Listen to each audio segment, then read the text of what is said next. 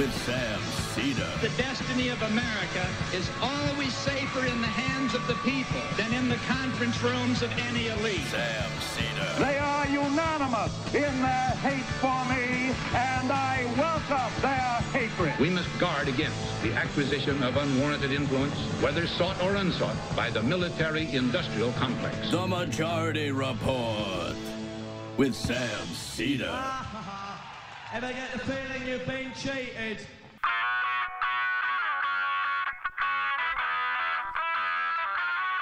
It is Tuesday, April 2nd, 2014. My name is Sam Seder. This is the 5-time award-winning Majority Report. We are broadcasting live steps from the industrially ravaged Gowanus Canal in the heartland of America, downtown Brooklyn, USA.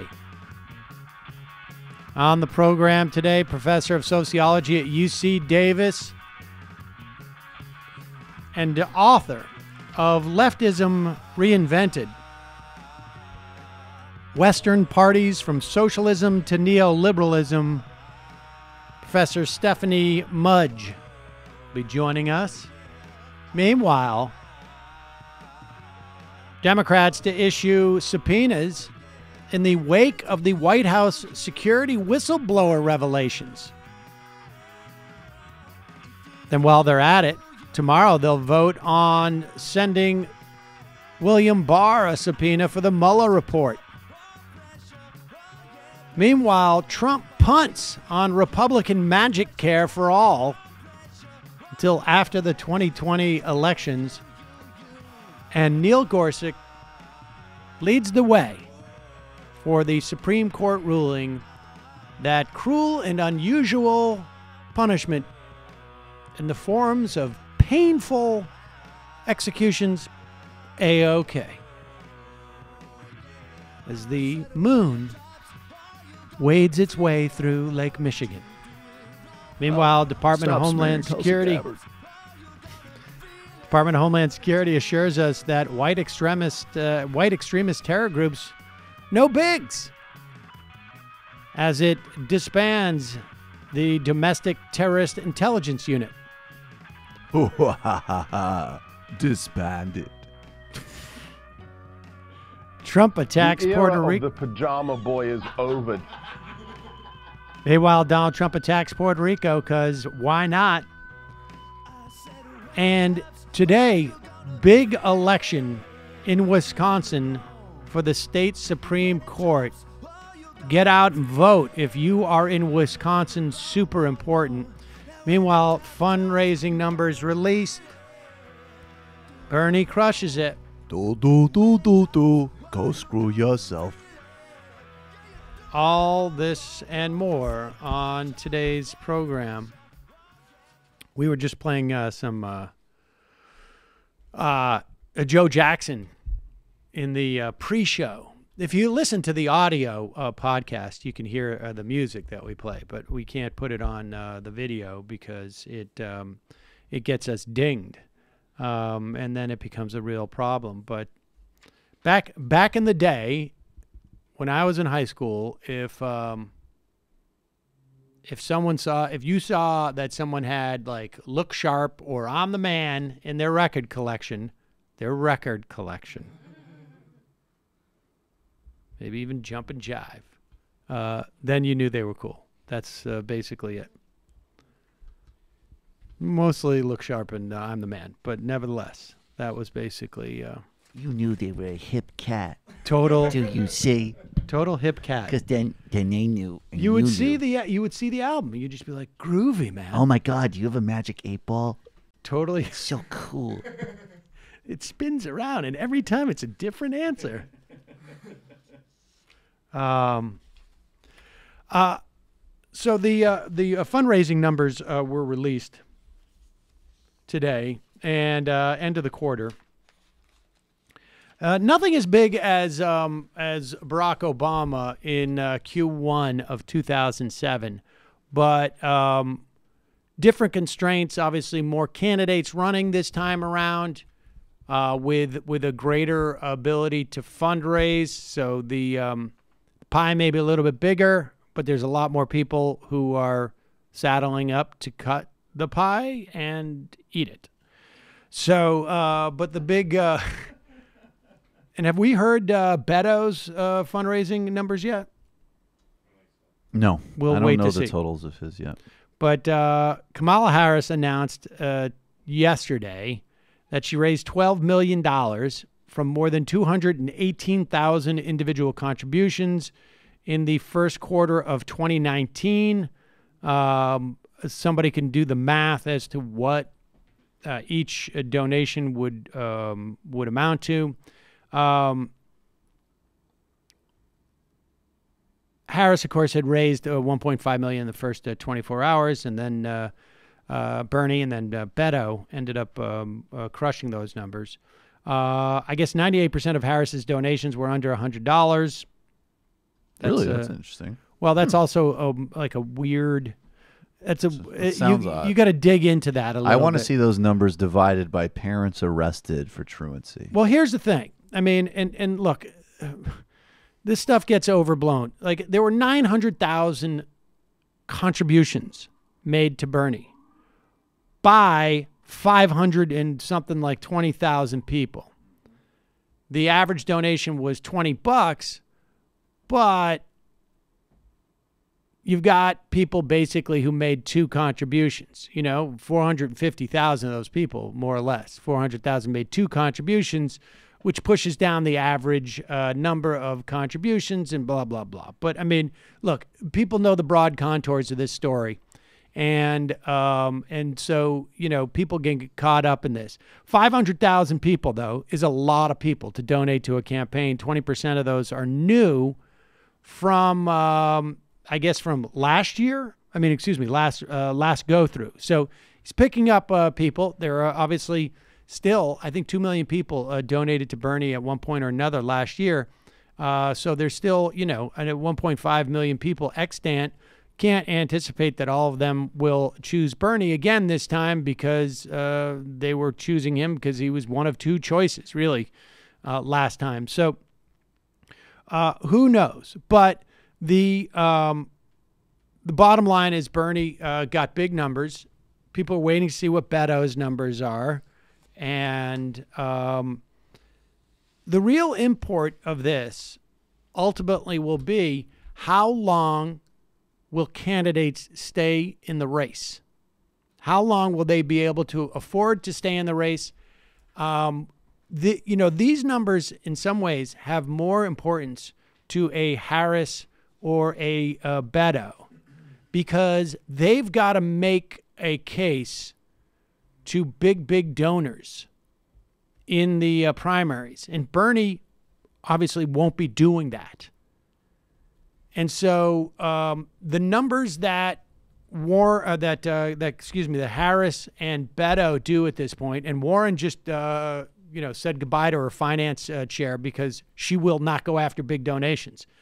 And I think he probably is like, well, I can't do my job then. I need to go. I work on a commission, and so I need to go somewhere else. But for those people who are going to ultimately need more money from big donors 3 to 6 months from now, what they get now has a lot of relevance. So, Bernie's going to be in the race until the end, folks. And that's clear here. And it does not appear that he's going to be raising so much money that it's going to scare other people out of the race. I don't know that could have ever happened. So, I don't know. At one point, like, box office numbers became like the most important thing in the world. And these fundraising numbers are important, but they have, you got to put them in context as to what they actually mean. And Bernie's going to have plenty of money to raise, to run the race that he wants to run. And it's just a question of how much money are the other candidates that are, in many respects trying to be the anti-Bernie or the non-Bernie candidate. So we shall see. But here is Bernie Sanders, and he was at the was it the what is it, We the People? Yeah, the We the People town hall. This was yesterday, And Bernie basically explains that this policy of so-called right to work, in other words, which fundamentally kneecaps unions and really prevents workers from their right to organize in many respects. Yeah, he's done with that. Legislation that we've introduced says that in America, workers have the constitutional right to organize. That's called freedom of assembly. And therefore, in that legislation, we outlaw the ability of states to pass and maintain right to work legislation. There you go. That's Hell excellent. yeah. That is really, that's clear. That's especially important because we're kind of close to getting federal right to work right now, right? Or as I like to call it, right to work for less. I mean, on some level... Or as I like to call it, right to work for less. I mean, on some Bernie level, I takes think into we have a version of that came from the Supreme Court. I mean, this is going to be... I mean, this is part of the problem, is that... And there is... We're going to see, and I'm already seeing this like on the antitrust level, more and more written about the technical assessing whether this stuff can actually be done without a broad-based legislative support, because judges are going to shoot down a lot of this stuff. And those are all, I think, valid points, but second-order points. You need to first have a political leadership that has the will to do these things and the intention to do these things. And then they need to make the argument, not only must they appoint judges and whatnot, but then they need to make the argument that it requires more legislation than we have currently. And so, to a large extent, I've read these articles. I may talk about them, but in the final analysis, it's a second-order issue at this point. They're perfectly valid arguments, but from a political standpoint, they're largely irrelevant because the prescription to deal with this stuff is basically the same. You need to elect people to office who have the will and the policy to do these things. And don't forget, also he's going to need a ton of grassroots support for all this legislation. Like Megan Day said the other day, in order to get anything done, this movement's going to have to keep going. It's going to have to expand and get more intense. And perhaps, we're so far away from even seeing the contours of what things are going to look like in the general election. And who knows, what happens if someone like Bernie gets into the general election in terms of what it does for the grassroots. But before we get there, today the Majority Report is being supported in part by Simple Habit. Simple Habit is a mobile app. It provides a massive and diverse library of 5-minute guided meditations. That sounds great for you, Sam. It does. Well, I was going to say for you. You feel. I feel like you got your guided meditation wardrobe on. Loaded game. Oh, God. It's sort of.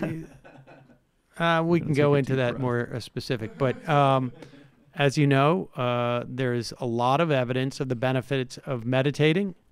It's a stressful world, folks, and the benefits go beyond just dealing with stress. Building mental acuity. Simple Habit has over 2,000 guided meditations specifically designed for different parts of your day and just about anything you might be dealing with in life. They have guided meditations for mindfulness, meditations for anxiety, for depression, for when you're having trouble falling asleep. Meditations for when you're wanting to overcome procrastination or for when you have something important going on at work. Meditations designed for parents because children are difficult. They have meditations made specifically for when you're waking up or your lunch break. Your children are difficult. when you've gotten home from work, when you're going to bed. I am getting closer and closer to starting a meditation regime. I've dipped in a little bit. All of the children are yelling, lavender is in your eye. We're going to let go of that. The thing that makes it easy is this, right? Like for me, it's always about the bar to entry. And Simple Habit drops the bar to entry. Different people are trying to accomplish different things with meditation. Simple Habit is able to cater to just about anyone, regardless of what their goals are with meditation or how much past experience they've had with meditation. The variety of guided meditations, Simple Habit, is what sets it apart. Simple Habit just won the 2018 Google Play Award for Best Well-Being App. It's available for iOS, Android, and on a web browser. And the Majority Report audience can try it for free for a week. Go to simplehabit.com/majority. And if you're watching on YouTube or listening to the podcast, we put it in the show description, simplehabit.com/majority. All right, we're going to take a quick break. When we come back, we'll be talking to Professor of Sociology at UC Davis, Stephanie Mudge, about Leftism Reinvented.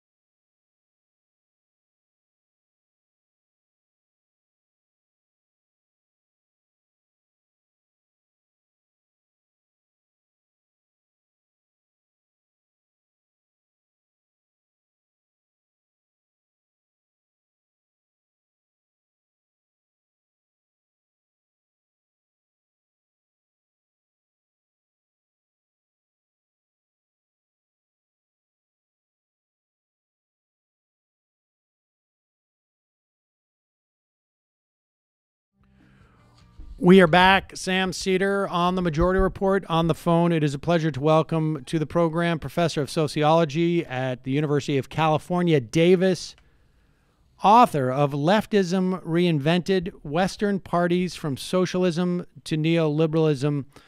Stephanie Mudge, welcome to the program. Thanks. Glad to be here.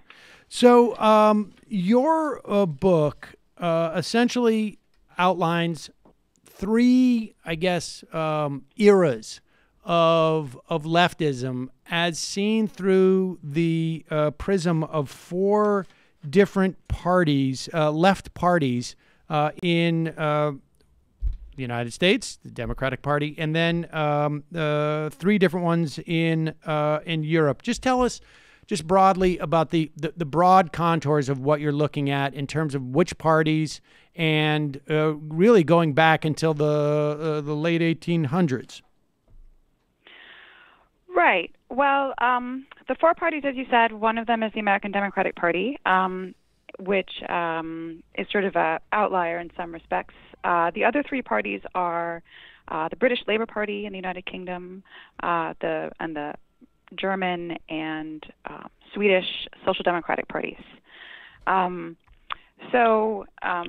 So I pick out those parties for different historical reasons. They're all sort of very influential in their own way. The German Social Democratic Party is sort of the original mass party of a sort of socialist Marxist left. And the German and Swedish Social Democratic parties were also very tightly, well, the Labour parties is also, of course, were very tightly connected to labor movements in some cases were drivers of the national level organization of labor movements. And so in the early part of the time span the book covers, those parties are really the focal point because they are drivers of what I call socialist leftism. Where they speak a language that is very familiar to anyone who's read the Communist Manifesto. They read it and they speak a very explicitly sort of Marxian socialist language. And then the Democratic Party isn't really part of the analysis at that point because it doesn't speak that language and has never been a socialist party or a sort of political arm of the labor movement. So then the scope of the book kind of follows a transformation, especially in those three parties, those three Western European parties between the turn of the 20th century and the sort of around the 1930s, 1940s. The timing varies a little bit, where they start speaking a language that sounds a lot more like the language of an academic economist, specifically a Keynesian economist. So they start speaking in terms of wages and prices and full employment and controlling government through budgetary devices and fiscal policy. And by that time, the Democratic Party, especially in the New Deal period, starts speaking in a very similar language. So one of the arguments of the book is that there's sort of a convergence in the ways that center-left parties in Western European countries speak and the way the American Democratic Party speaks. That kind of comes together, especially in the wartime and interwar periods. And then the final transition that then all four parties are a part of or express in some way is between the mid-20th century, sort of 1950s, 1960s, which is the peak period of what I call Keynesian or economistic leftism, and the 1990s, which is the point at which all of the parties I deal with start speaking in a different language, which is what I call neoliberalized leftism. And the hallmarks of that is a sort of trilogy of emphases on markets, strategy, and sort of market-conforming policies. Okay, so let's go back and dig in specifically because I'm sort of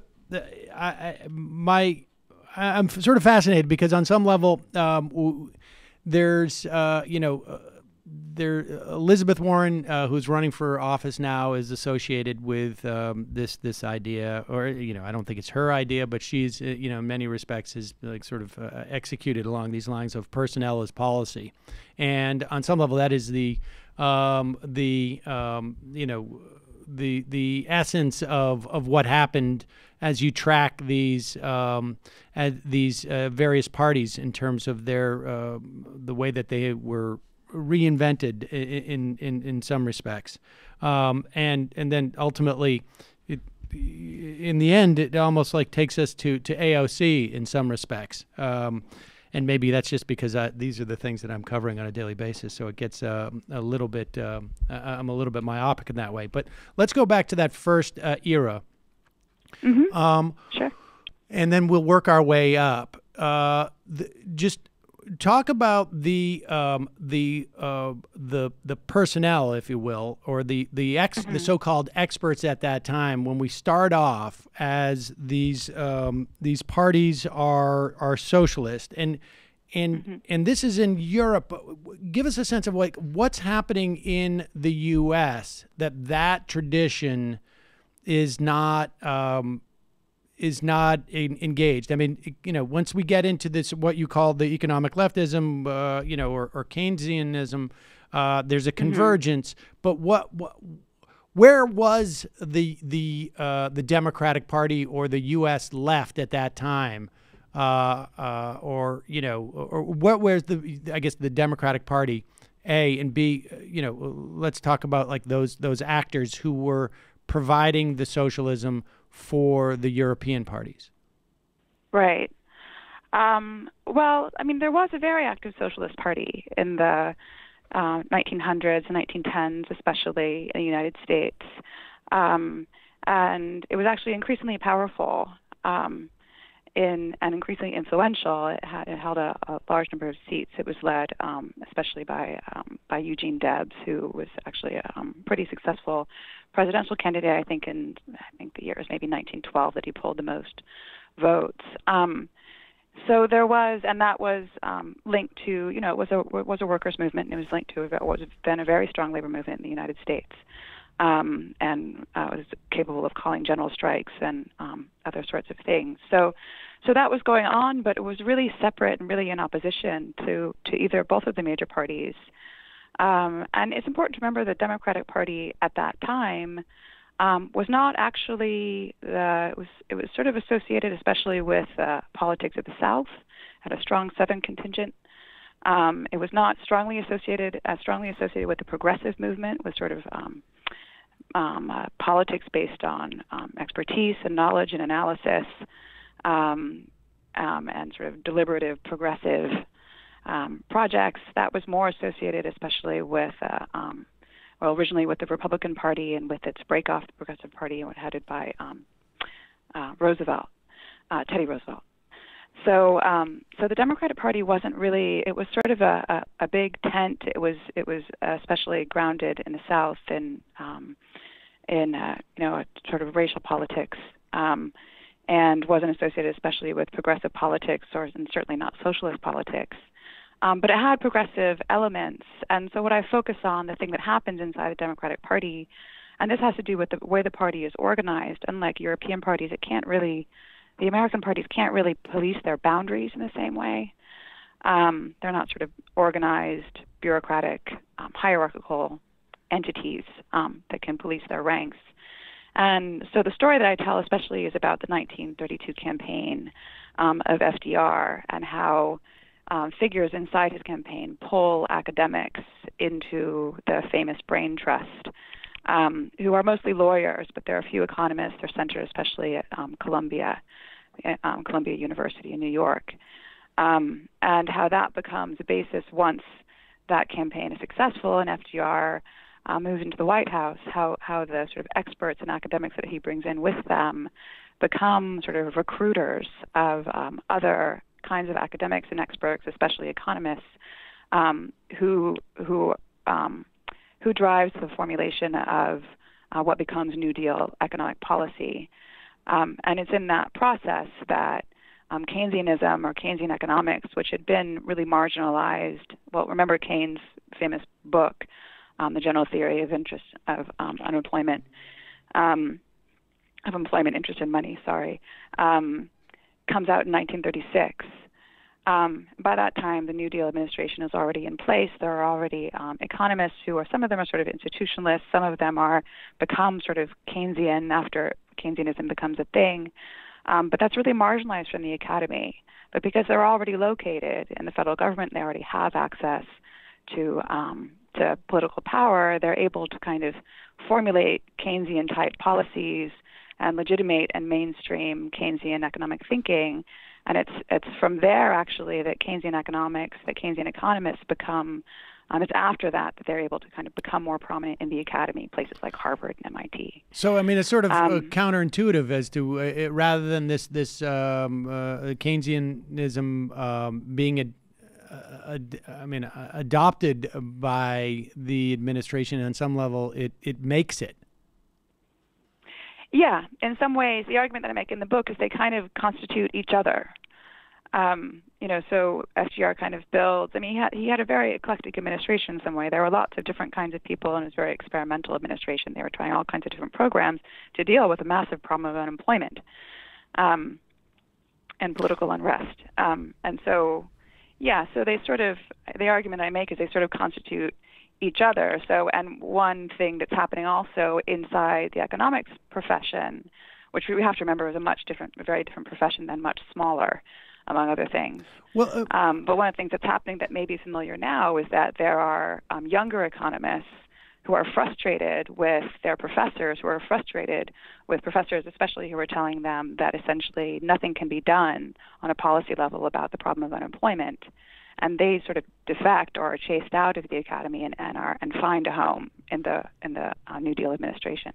I want to make sure though that that you also touch on what was happening in Europe insofar as so that the idea that, because I think now it's almost impossible for people who have a casual relationship with politics, or even a more a less casual one, to conceive of the idea that bringing in so-called experts from academia or economists was not, that was not necessarily the way that things worked, right? No, not at all. And I think this is important because there is we now just assume, at least the conventional wisdom in our politics, is that, well, this is an economic argument, as opposed to it being a political argument. I think part of that is because of the, you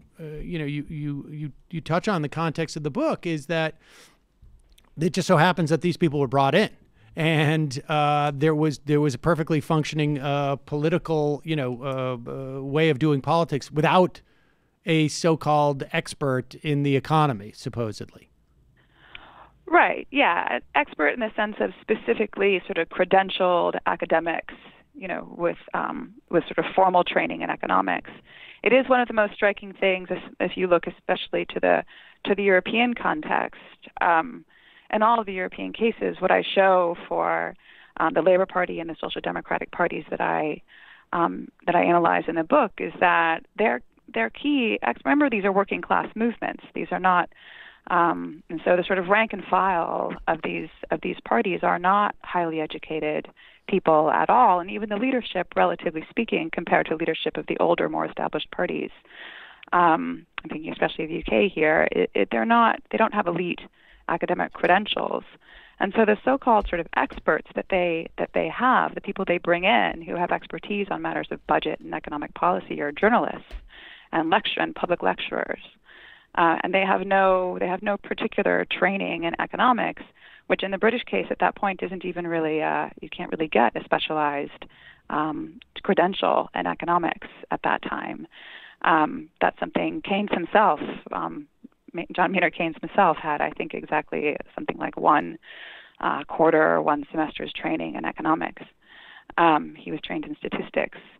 And this was true of the other countries I study as well, that the sort of key economic experts are not economists as we would think of them now. They're people who have a great deal of knowledge, and they have a great deal of ability to speak and appeal, especially to working class constituencies. But they're journalists. In the German case, they're more sort of highly educated, but the key economic expert in the German Social Democratic Party in the 1920s was a man named Rudolf Hilferding, who was trained as a physician. So they're essentially, in those cases, they become economic experts by virtue of working for newspapers, journalists, weeklies, working in editorial capacities and as journalists that are, and all of those outlets are associated, they're either sort of directly funded by social democratic parties or left parties, or they're affiliated in some way. But they're not, it's true, they're not academics at all. They have very little, if any, academic training. So when we get into this next era, where in the United States, Keynesians are recruited, and then in some respects, the FDR's administration essentially elevates Keynesian, and I guess it's sort of like a feedback loop on some level. How does that change? In some respects, in terms of the Democratic Party, it makes there seems to have been a vacuum in some respects. That there was not, because so many things were being sort of thrown against the wall, there was a lot of opportunity there for one, contingent, I guess, to emerge. How did that happen in Europe? Well, I try to trace out processes on two sides. One is that the social democratic parties, I'll just say left parties, it's easier, are becoming viable parties of government in the early 1900s. And as they And what I mean by that is, as opposed to having sort of one or two people who are able to hold office, they have more office holders, and it becomes possible for them to enter into coalitions or to even become governing parties. As that happens, the leadership starts worrying about kind of recruiting the next generation of leadership.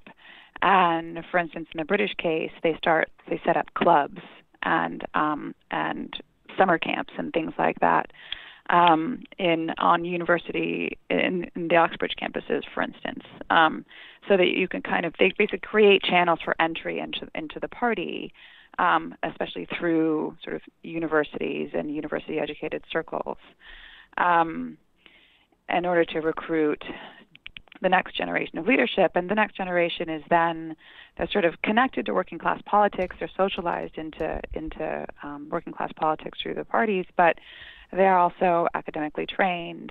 And there's a particular interest because of the problems at the time, problems of finance and unemployment and taxation and budgetary management and problems of radical inequality, which are not that different from now. They're interested for all those reasons in economic expertise, people with economic training, and especially with a capacity for statistical analysis. One of the things that people with economic training can do is they can provide statistics on things that they thought were problems but weren't necessarily sure what the scale of the problems were. So on unemployment, for instance, it was disputed in the 1920s exactly how big the problem was and what the sources were of the problem, and therefore whether or anything could be done about it. So part of it is that the parties start sort of becoming more formal organizations, larger organizations, more powerful political presence, and they start recruiting or kind of pulling in, trying to draw in new leadership. Part of it is just, especially in the British case, the problem of wartime economic management. This is especially in the British case, the government itself becomes a recruiting site for people with economic expertise because it's required for wartime planning.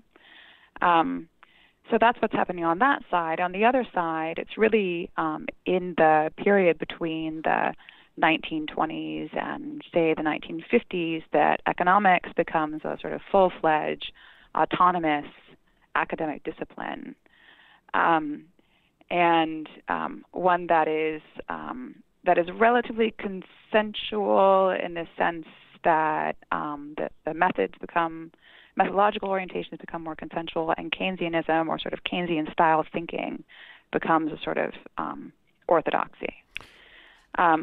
And so there's kind of these changes going on both sides. And one of the reasons that economics consolidates as a prestigious profession in that time is because of its political influence. It's because economists are being drawn into government and into political parties.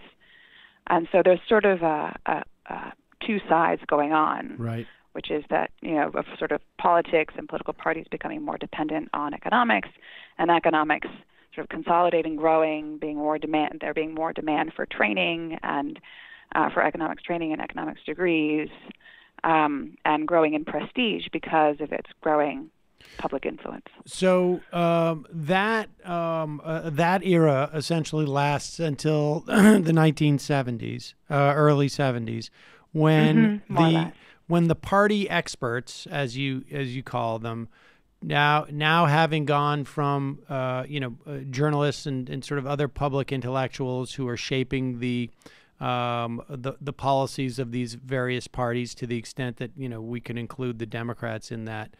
Maybe less so, but certainly in terms of Europe, and people should understand that it's also the idea of bringing certain lived experience of the working class into these parties, gives way to the Keynesians, and then in 1970 or so, the party experts shift again to what you call, well, I can't pronounce it. TFS. I know. The transnationalized finance-oriented economists. Yeah, I feel like you should have had like some I in there, so I could call it like TIFE or something. But TFE, transnational finance-oriented economists, and they are you don't necessarily call them neoliberals, but they have a neoliberal, almost, I guess, worldview. What's the distinction, and what does that mean?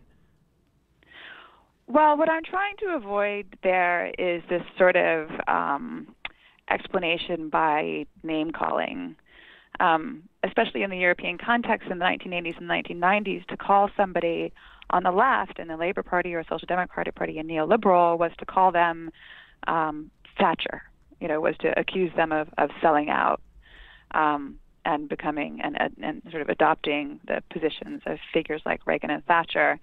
So there was a politics to it that I was trying to avoid. What I was trying to, nonetheless, it's true that in the 1980s and 1990s, in all the cases that I look at, you start getting figures in all of these parties who see the world in what you might call a neoliberal way, in the sense of seeing the world in terms of markets as forces out there, sort of beyond the reach of governments, beyond the reach of politics, beyond the reach of humans, to manipulate or control for any particular purpose or end, say full employment or raising wages or whatever. And so the worldview that you find is a world where there's kind of markets out there, and what politicians can do is only adapt to what markets require and try to work sort of with them in order to benefit from the growth and that markets bring. So this is basically just an idea of markets being a force of nature, and exactly our comporting. I mean, this is where the big change happens on some level too, right? Because it's like our comporting to to gravity, to physics, exactly, and instead of us being able to go and build a building that is shaped a certain way, we have to build it in a way that it doesn't fall, because gravity exists and physics exist, and we can't control that. And it changes, it really has a fundamental change in the way that we perceive politics too, right? Yes, exactly. So what I try to trace in each case is first of all that this sort of neoliberal ethic, this way of seeing things, as a transformation centered in economics, especially by the 1980s, 1990s. American economics really lies at the center, is highly influential of a much larger, much more globalized or internationalized profession, and so this sort of neoliberal ethic, I focus especially on economists at the University of Chicago, many of whom are sort of, insofar as they're political, they're Republican or right-leaning, but because they're influential in the profession, and because they offer a sort of definitive explanation of the crises of inflation and unemployment in the 1970s, they sort of change the orthodoxies of the profession. What I argue is that they sort of kill Keynesian ethics. So as opposed to neoliberal ethics, where the idea is politicians are helpless in the face of the market, and the only thing economists in politics should do is tell politicians how to adapt to markets. The Keynesian ethic was a more sort of was more oriented toward discretion and strategic trade-offs, as in the economist's job is to do their analysis, bring it into politics, and then present politicians with different possibilities. If you do X, this will be the consequence for inflation or unemployment, or if you do Y, you can do this. But to be sensitive to the necessities of people who are elected representatives, who are representing constituencies. I just want to tease this out, just in terms of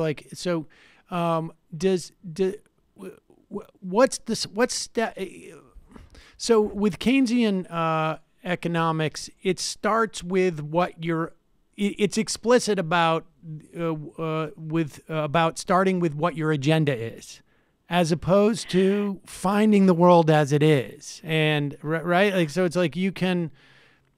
I mean, can you just tease that out a little bit? Because I can, the neoliberal worldview that, really we're just trying to figure out the truth that exists out there in nature, these markets, and you can either comport to them or not, and if you don't, you're going to get crushed. Whereas Keynesian has more of a room to say, like, okay, this is your agenda, this is how you would achieve it. But more explicitly saying, like, you're making a choice of what you want. Right? I mean, how explicit is that? I think it was pretty explicit. I wouldn't say. So my argument here isn't that economists were kind of explicitly adapting their their analysis to politics. But Keynesian economic analysis, the core of it, at the heart of it, was an understanding that there was a trade-off between unemployment and inflation. You could have more of one or more of the other, but not both, which is why other economists argued that Keynesianism was dead in the 1970s, because you had both. But in that way of seeing things, then the trade-off actually came back after the 1970s. Let me just say that. But that way of seeing things, if you think about it, the people who are worried about inflation are people who have money. It's finance and people who have a lot of financial wealth, and the people who are worried about unemployment are working people. And we should be clear as to why if you have a lot of money, you don't want it to be devalued. Exactly. And that's what inflation does. And it also, if you've lent money to people, inflation makes it easier for people to pay you back.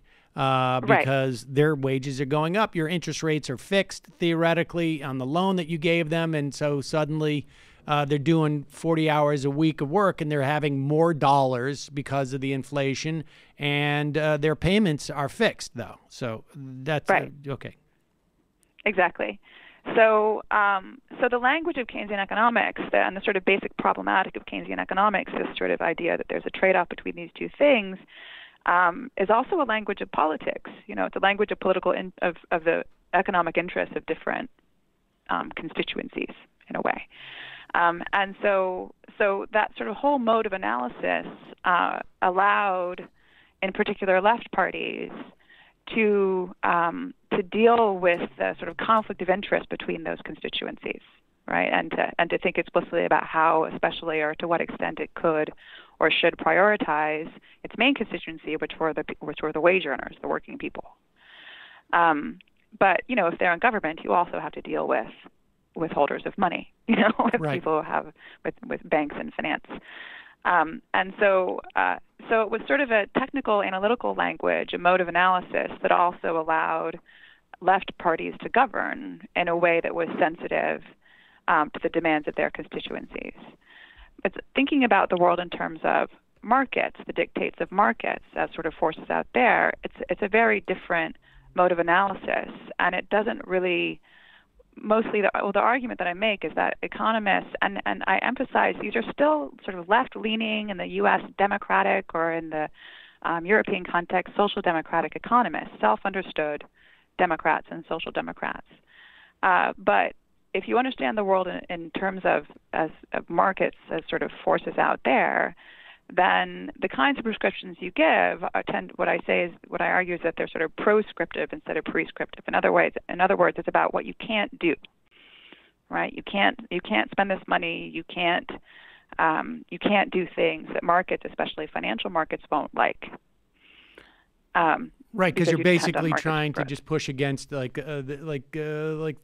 waves coming into the ocean. That's not you're not going to get anywhere, and so And what's interesting is that this, for neoliberalism to flourish, it needed essentially to consume the left-leaning parties because it was you needed for neoliberalism to flourish. It needs to remove any impediments, and there were none on the right. To neoliberalism, right? I mean, that was just simply those impediments being the interests of non-moneyed people. Well, I think there were impediments on both sides, to be honest. I think that this sort of move to the embrace of whatever makes markets happy, what you see during this time, the rise of neoliberal politics in general, not on the right and the left, is growing political alienation, disaffection, disidentification from parties in the American context, declining membership in the European context. You see the birth of new far left and green parties. You also see the far right anti-immigrant parties that are now very powerful in Europe and elsewhere, emerging during this time. So I think this politics. It had impediments on both sides, but I think that what happened is that constituencies that were sort of alienated or for whom these politics it didn't help them, I think they defected from politics. On the left, the really significant thing, I think, is that left parties are supposed to be, in theory anyway, sort of mouthpieces or representatives of poor working class people, or people who don't have a great deal of political power. They're supposed to kind of speak for them, in theory, and historically speaking, that's been how they've positioned themselves. And so it's really important when they start sort of embracing a sort of market or neoliberal worldview, it's really important that they, in a way, play a role in trying to persuade those constituencies that they should see, that they should come around to these policies that really don't do them any good. So, for instance, labor market policies or welfare policies where instead of them having secure pensions or generous unemployment protections, that instead they should give up those kinds of protections, and they should only qualify in the United States for welfare if they're also participating in the labor market and low-wage jobs, things like that. These are not policies that are popular with people who don't have great job market opportunities or don't have possibility kind of moving up the wage scale. But it was really left parties that were responsible for trying to sell those kinds of policies as in their interests. And in the long run, I think it's clear now anyway that didn't work.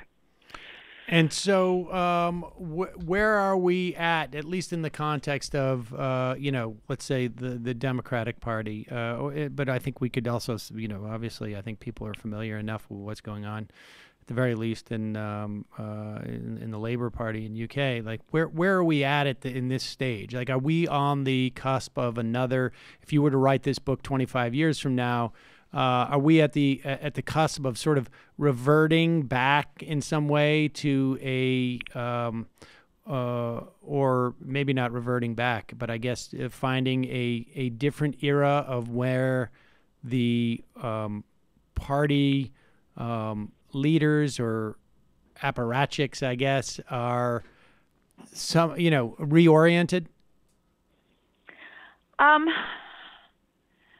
I think it seems to me that what's happening now is more like the 1920s or 1930s than like the 1960s or 1970s, in the sense that I think it's obvious to a lot of people that the workings of the economy or workings of markets aren't really reconcilable with the interests of communities, with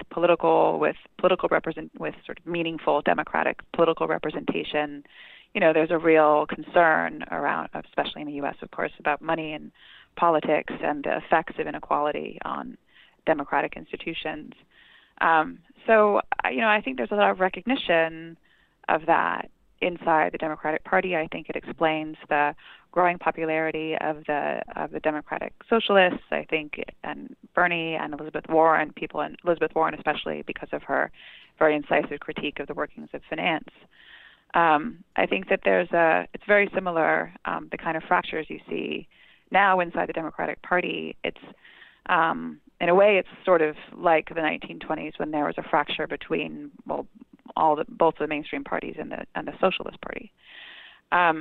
The difference, there's also a huge number of differences. The one difference that I would emphasize the most is that the economic world is not at all the same. So, and the thing that is different is the role of finance and the ubiquity of debt, both public debt and private debt. Household level debt is absolutely off the charts, right. And there was nothing like that in the 1920s and the 1930s. It makes the moment a lot more unstable, in my opinion, now than it was then. And inside the Democratic Party, I also think the world is very different. In the 1920s, there weren't tons of think tanks in Washington, D.C. There weren't political consultants. There weren't, these kinds of, this world of sort of professional politics that we see now didn't exist then. It was a much smaller world. It was also a much less diverse world then. It was a world where politics was dominated by white men. So it's and by immigrants from Europe also.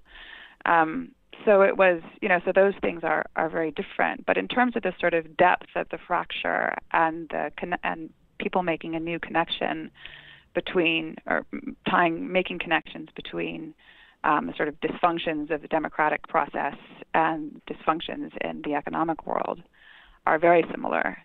Where that's going to go, I would love to say with any certainty that it's all going to get worked out. I'm a little worried that it gets worked out only after some series of new crises. But hope springs eternal. Yeah, I hope that that's not the case. I do have a great deal of hope right now for what's happening in sort of the broad progressive ranks inside and outside the Democratic Party right now.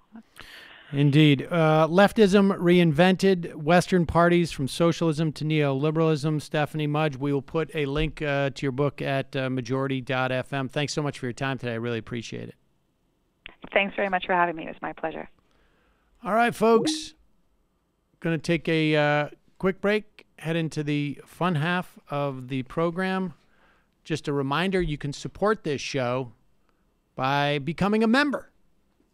And when you do, you support the daily free half of the show. And then we give you extra content every day. Every day.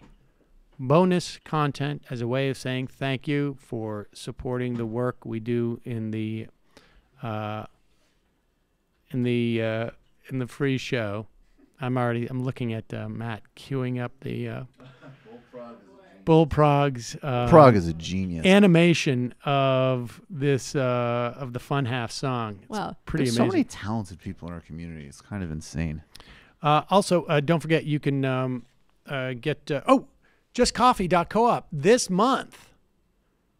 You don't need the coupon code majority, and you will get 30% off. This is the month to try all the various Just Coffees you've been thinking about trying, to see if you like them at a 30% discount. Could they plug in the coupon code just so they know that they're coming from us? Sure. It always helps plug in the coupon code, but you don't need it. But put it in there,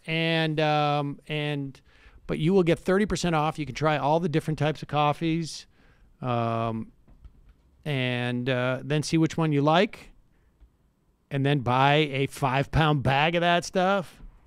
That's what we got in here. We're down. We're getting down. Well, no, we got it in that container there. But we're almost gone. There's no more. There's no more. So check out justcoffee.coop. Also, again, jointhemajorityreport.com. Today is Tuesday. Michael is here. Yes. No emergency room. No doctor's notes. Nothing. This guy was like, "You really need that?" I was like, "Oh, definitely." And so what's happening? What's happening tonight for the podcast? Yeah, for the podcast, bro. What is happening tonight is Kim Ives, who is the editor of Haiti Liberté, is going to talk about the real story behind those American mercenaries that were caught in Port-au-Prince several weeks ago, and how that relates to ongoing U.S. interference in Haiti. Then Malaika Jabali is going to join us. We're going to talk about 2020 and Wisconsin, how to make things happen. Then, of course, a post-game with a lot of other things, from Turkey to Brazil to South Africa. Patreon.com/TMBS Michael Brooks Show on YouTube. Jamie. So, this week on the Antifada, on last Wednesday's, here, I'll put myself on camera. Last Wednesday's episode, we gang-explained Brexit with the help of our friend Niril Shah. And thanks to the Tories' utter incompetence, it's still very relevant. This situation has not been resolved, in case you were wondering. Then on Friday, we released a bonus episode where we talk to some of our patrons. That was pretty cool. I think our listeners are extremely quality, I must say. And then this week, we're releasing an episode on the Gilets jaunes uprising in France, which has been ongoing for many months and shows no signs of stopping. So watch out for it. Matt? Coming up on Saturday, is Oscar Wilde the first proponent of a fully automated gay luxury space communism? Well, he is maybe for a couple of those things, and probably not the first, but maybe one of the most notable. So look for that on. He was into automation. Hell yeah. He was a big machinery guy. Kropotkin was too, That's and Weil got it, I think, probably from Kropotkin. The importance and of Morris. being automated. He's like, man is made for much more than, much better than disturbing dirt, meaning like sweeping up. So we need machines to do all that stuff. Hell yeah, it can't have communism if we don't have machines. Just don't make them too smart, and then they'll overthrow you. All right, folks. See you in the fun half. Left is best. Jamie and I may have a disagreement. Yeah, you can't just say whatever you want about people just because you're rich. I have an absolute right to mock them on YouTube. He's up there buggy whipping like he's the boss. I am not your employer. You know, I'm tired of the negativity. I'm sorry, I didn't mean to upset you. You're nervous? You're a little bit upset? You're riled up? Yeah, maybe you should rethink your defense of that, you fucking idiots. We're just going to get rid of you. All right. But dude, you want to smoke this joint? Yes. Do you feel like you are a dinosaur? Some good shit. Exactly. I'm happy now. It's a win-win. It's a win-win-win. Oh, hell yeah. Now listen to me. 2, 3, 4, 5 times. 847-906-501-457-238 56 27 1 half 5 eighths 3.9 billion. Wow. He's the ultimate math nerd. Don't you see? Why don't you get a real job instead of spewing vitriol and hatred, you left-wing Limbaugh? Everybody's taking their dumb juice today. Come on, Sammy. Dance, dance, dance.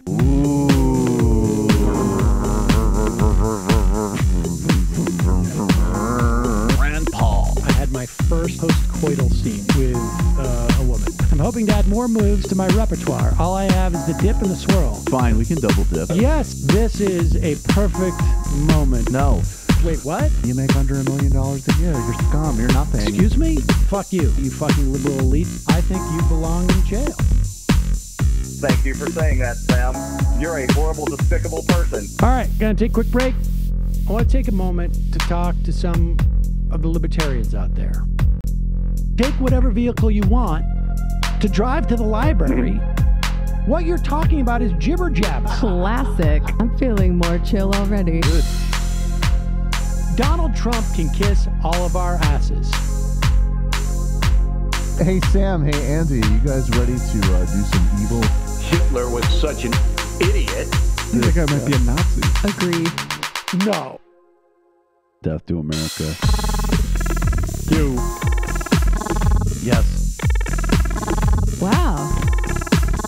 Wow, that's weird. No way! Unbelievable. This guy's got a really good hook. Throw our hands up. Ooh. Wow. But Sam, I gotta get off. No worries. Let's. I want to just flesh this out a little bit. I mean, look, it's a free speech issue. If you don't like me, Hey! Shut up! Thank you for calling into the Majority Report. Sam will be with you shortly. I feel like I could. Incredible. The song makes so much more sense to me now after seeing the animation. Yes, it's true. It's clearly where they started. Immense talent. What's happening in North Carolina? I guess a North Carolina GOP chairman and others have just been indicted on fraud and bribery charges. I don't know if you got that. Is this on the on NC9? Is that what this is, or something different? I'm literally just seeing it. Just got posted. This is so deep. It's a deep state. Right. That's what I meant. So deep. Deep state. Weird that Republicans would get involved in stuff like that. So deep. Here, let me get this out of the way here, ladies and gentlemen. I will turn on the IM. And let's go to the phone. Calling from a 914 area code. Who's this? Where are you calling from? 914 area code. Who's Sydney. this? Sydney? Sammy, it's Jermo. Jermo! Are you? All right, Jermo, you got to turn your phone down, buddy. I did. I'm sorry. Okay. I don't think you turned it down. Fake news. Fake news. Wait a minute. I'm sorry. Oh, boy. I did. How are you, Sammy? Hi, guys. Hi, everybody. Hi, Jermo. What's on your mind, Jermo? All right. Well, first of all, I haven't taken your advice and got those clips for my ears to hold my glasses on. You're kidding me. Number two, yeah. Right. Sammy, do you know I'm from Yorktown Heights, New York? No, I did not know that. And that's where AOC went to school, high school. Oh. Yeah. I guess I'm calling to tell you this. But the AOC, it's really interesting, this town I live in. The Mercer family, I believe they lived here at one time. Wow. What's going on there? Yeah. Jermo, AOC, and the Mercers. What's happening in that town? Not funny. That's not nice. All right, now listen. Yeah. Also, there's another guy that's the head of a Republican think tank.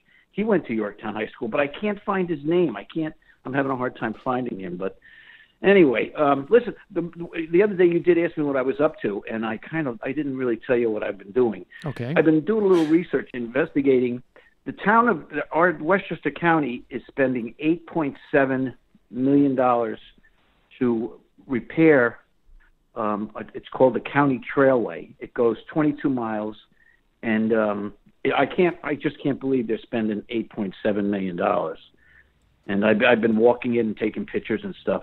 There might be maybe $2 million in repairs that need, but not $8.7 Yeah. So it's just, I don't mind paying. I want to pay taxes, but I don't want the money wasted. And of course, there's a bike trail trail and walking trail. Well, so it's kind of fun. I'm enjoying investigating it. All right. Well, when you have the info, Sam likes wasting tax dollars, as you know, Jermo. Send us an email out and send us with your report. What do I not like? Lavender. The Jermo What do I report. love? Wasting tax dollars. Await the release of the Jermo report. The Jermo report. The Jermo on report. the hiking on the walking You better trail. send it all to us, or we're going to subpoena you. Is there any way we could spend more on this in Terrytown? I think we're leaving a lot on the table for no big contracts. Jermo. Michael, you're right. That's what happened. That's exactly what happened. They were complaining that the towns that weren't on the trail are complaining that they're not getting any funding for their As trail. they should. Huh. All right, Jermo. I actually, I was in a part of upstate this weekend that New York City owns a lot of, and in one way, it's great because they just keep it. What, the reservoir? But even beyond that, Yeah. I didn't know how they just own quite a bit of land by Arkville and these other towns up there, and it's awesome from an ecological standpoint, but it's also the property values are so high that the only people that can buy it are New York City or being an oligarch, and there isn't much local economic activity. And I'm wondering if there's a third way up there. Yeah. Well, Jermo, all the new houses. Wait, real quick. All the new houses going up now are $1 million houses. It's ridiculous. But and I'm really behind AOC. I think she's fantastic. Well, thanks, Sam. Thanks, Mike. Appreciate thanks, it, everybody. Bye, man. Jermo, ladies and gentlemen. Imagine an AOC partners up with Jermo to expose the walking trails in Terrytown. This is really bad. Let's go to the IM's water boat from Kashmir.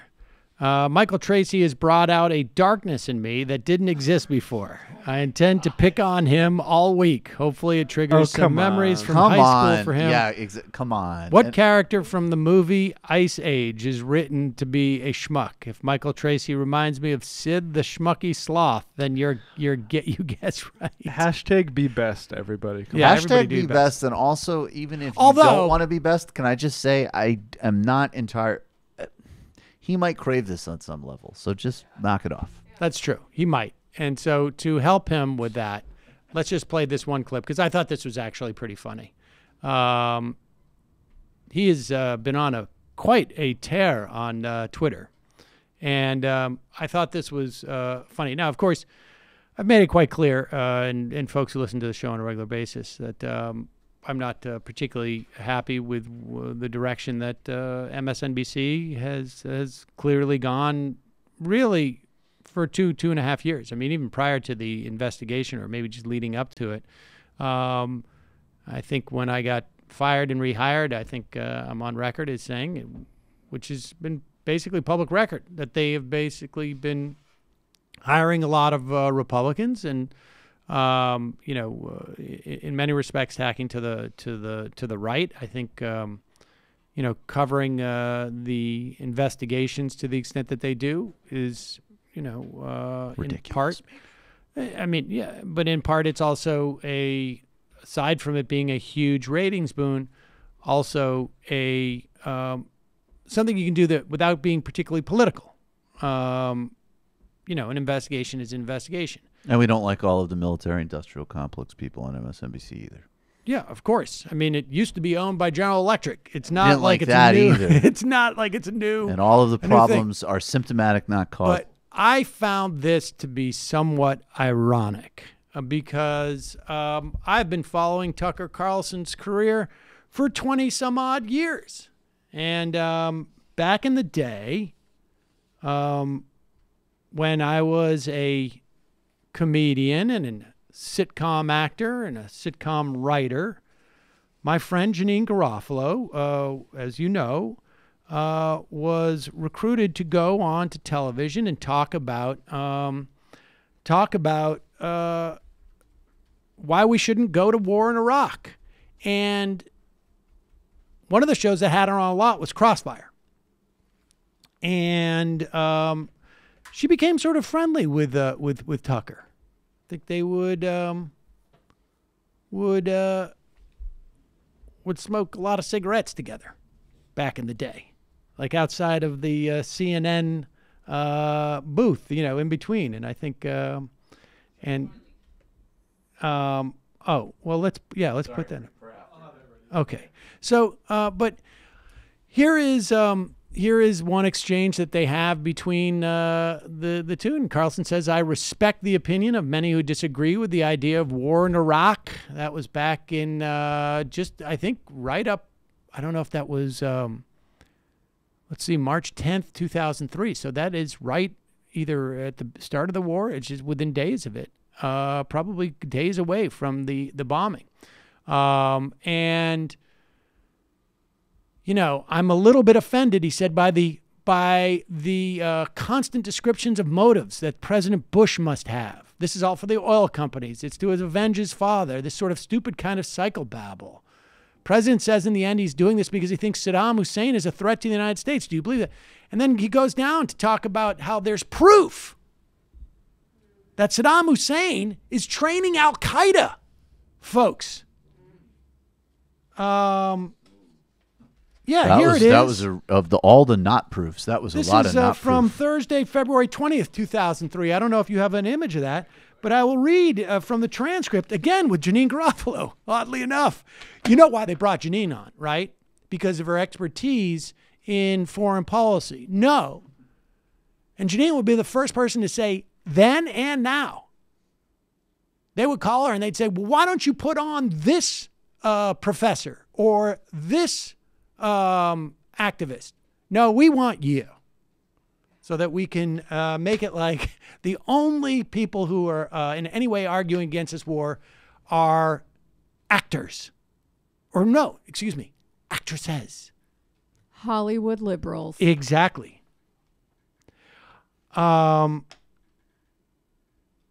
Well, then perhaps you can answer this question. Why is the head of the CIA, the Secretary of State, National Security Advisor, the Prime Minister of Great Britain, all said we have seen evidence that there are members of Al-Qaeda living in Baghdad? There was an agreement between Al-Qaeda and Saddam. Are they making it up? Tucky, tuck, tuck, tuck. Tuck-a-da-tuck, tuck, tuck, tuck, tuck. Wow. I hope he's reminding us of his own foibles when he ruthlessly exposes the nonsense of the Russia coverage. And he goes, let's see, a very quick off the top of the header list is, what has Iraq done to us? Attempted to assassinate an American president, allowed terrorists harbored in Iraq to kill an American diplomat just last year in Jordan, apparently signed an agreement with Al-Qaeda, trained Al-Qaeda members in the use of chemical and biological weapons. This guy got it so wrong. I don't remember exactly why I'm bringing this up. Oh, wait a second. Let's just go to the tape. Where Michael Tracy is explaining what is really at the heart of this whole Russiagate that is so offensive to him. The point is that this Trump-Russia story is a media failure of comparable magnitude. Less death, thankfully. Oh, pause it. I'm sorry. He's saying comparable magnitude to weapons of mass destruction in the lead up to Iraq. And to his credit, rewind it here, he does say, but less deaths. Significantly less deaths, I think I would add. Like hundreds of thousands of less deaths. Maybe million. Maybe a million less deaths, but whatever. I don't, less deaths. Be a failure of comparable magnitude. Less death, thankfully, but just as much just total inability, total factual indiscretion. Yes. And I feel like something similar is going to happen where the people who were proven decisively wrong and were proven to have deceived the American people for 2+ years, now we're approaching 3 years actually, they're not going to pay any price. They're not going to face any consequence. If you or I or normal people failed at their job miserably, they would probably, I don't know, get demoted, maybe even fired. They would suffer some kind of reputational consequence, but not so. Maybe they'd get, or maybe they'd get a nasty primetime show. We don't even have to perform a hypothetical in this situation. Because if you or I, and the you is Tucker Carlson, and keep it up because we're going to go. But the you is Tucker Carlson. What would happen if he engaged in something like this that led to the much more deaths? Hundreds of thousands, maybe million deaths. Well, of course, what he would do is be able to host you on television and have been on television almost the entire time. There was a brief time where he had to start his own company called the Daily Caller. So we don't need to hypothesize this. It's amazing that we can see this type of reaction from Michael Tracy about all of these people. And he may or may not be right about them. Even if I stipulate that he's right about them, it makes it even worse that he's going on to this show. But of course, it must be from the purest of intentions because, of course, he is the most righteous. He has the truth. He has known the truth all along. This is all part of his grand plan. And we must just sit back and let it wash over us. They would probably, I don't know, get demoted, maybe even fired. They would suffer some kind of reputational consequence, but not so for the media elite. Also, the best part is the stone face on Tucker Carlson. One wonders what's behind those eyes as he doesn't even blink. I wonder if he's going through, I hope no one has Google. I hope no one remembers. Oh my God, you really are kind of a fucking idiot. Go. Reputational consequence, but not so for the media elite who have been leading the charge of this story, who had a lot of influence on these security state officials like Andrew McCabe, who launched the one of the investigations into Trump at the FBI. You know, listen to Andrew McCabe on his recent book tour. It almost sounds like he's a devoted reader of David Frum at The Atlantic, who's Frum, you know, he worked for George W. Bush. He helped coin the axis of evil phrase. He was a leading advocate for the Iraq War. He's also a leading advocate of Russiagate. There's a lot of crossover there. And, you know, but you know, Andrew McCabe seemed like he was just scrolling through Twitter or like reading the New York Times or something. He didn't have any privileged information that we know of that led him to launch these unprecedented investigations into the democratically that's actually elected president. Yeah. Play the other clip, I would say.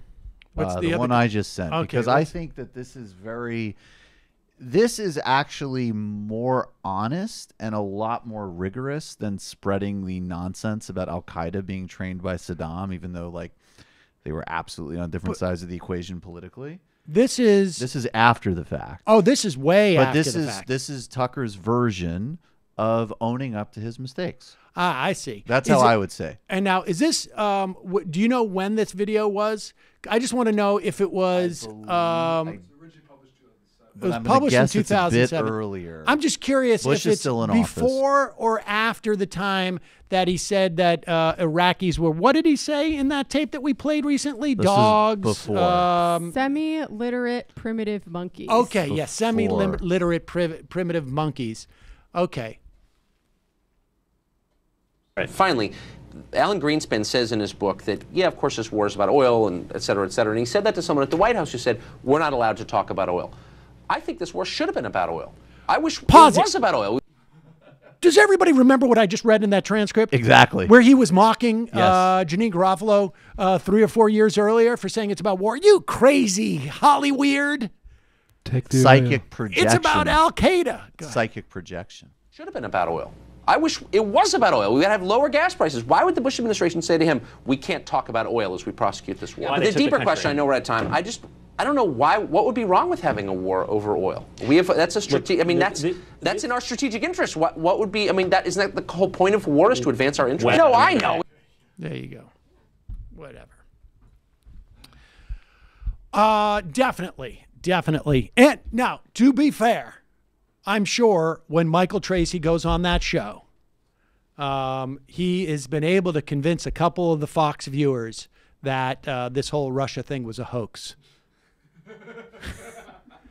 So at least he's getting out there with the word and, doing it because it's and repairing the body politic, as it were, which I think was one of the issues. Was that what the other burden of this story is having to use the phrase body politic, right, unironically. Body politic. My metric now is really simple. It's like if Michael Tracy went on Fox and pivoted steadily to the Iran deal and the consequences of Trump destroying that, then no problem.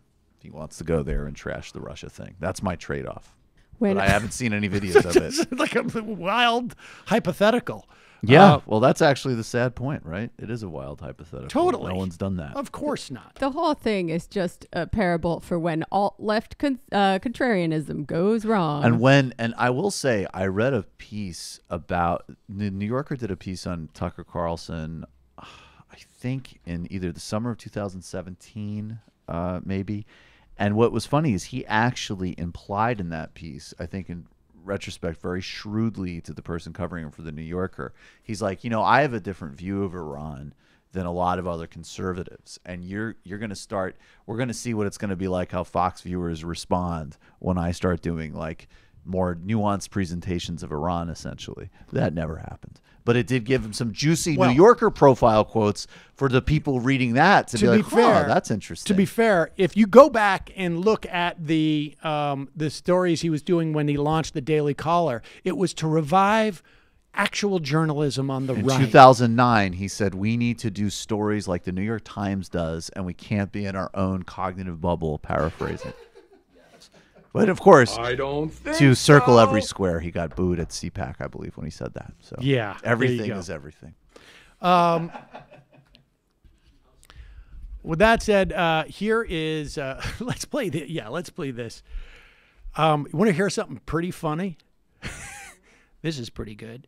The New York Times is doing what are they doing? An op-ed, a video op-ed? I'd be curious as to who produced this. But do we know who paid for this? I don't know, but I do know I went to a brand conference presentation once, and the New York Times video vertical, I don't know. But she produced it. Okay. Now, here's the thing. This could be native advertising for sure. A little advertorial, perhaps, for the opposition. Well, let's dig into that afterwards because I think that's relevant in some respects, frankly. But here we go. There is total chaos in Venezuela. Hunger, lack of medicine, and latest, nearly the whole country had a blackout. But most of the conversation in the States focuses on what Trump is doing about Venezuela, and rumors are spreading that the U.S. is considering military intervention. All options are open. Pause it. Are rumors spreading? What do we mean by that? I mean, we have government officials saying we're not taking it off the table. I think it's been reported that there are, it's not rumors, but go ahead. This movement on the American left against any U.S. involvement in Venezuela is gaining traction. We've got Noam Chomsky, Roger Waters, Oliver Stone, Boots Riley, Ilhan Omar, AOC, Jill Stein, and Bernie. Why have you stopped All right, now pause it for 1 second. Just imagine, do you think the New York Times would allow an opinion piece that attributed the right, the position on the right to like John Voight, and to people who don't have any type of political power? Now, for talk radio, for instance, on the right has legitimate political power. You have politicians who go and basically kiss the ring.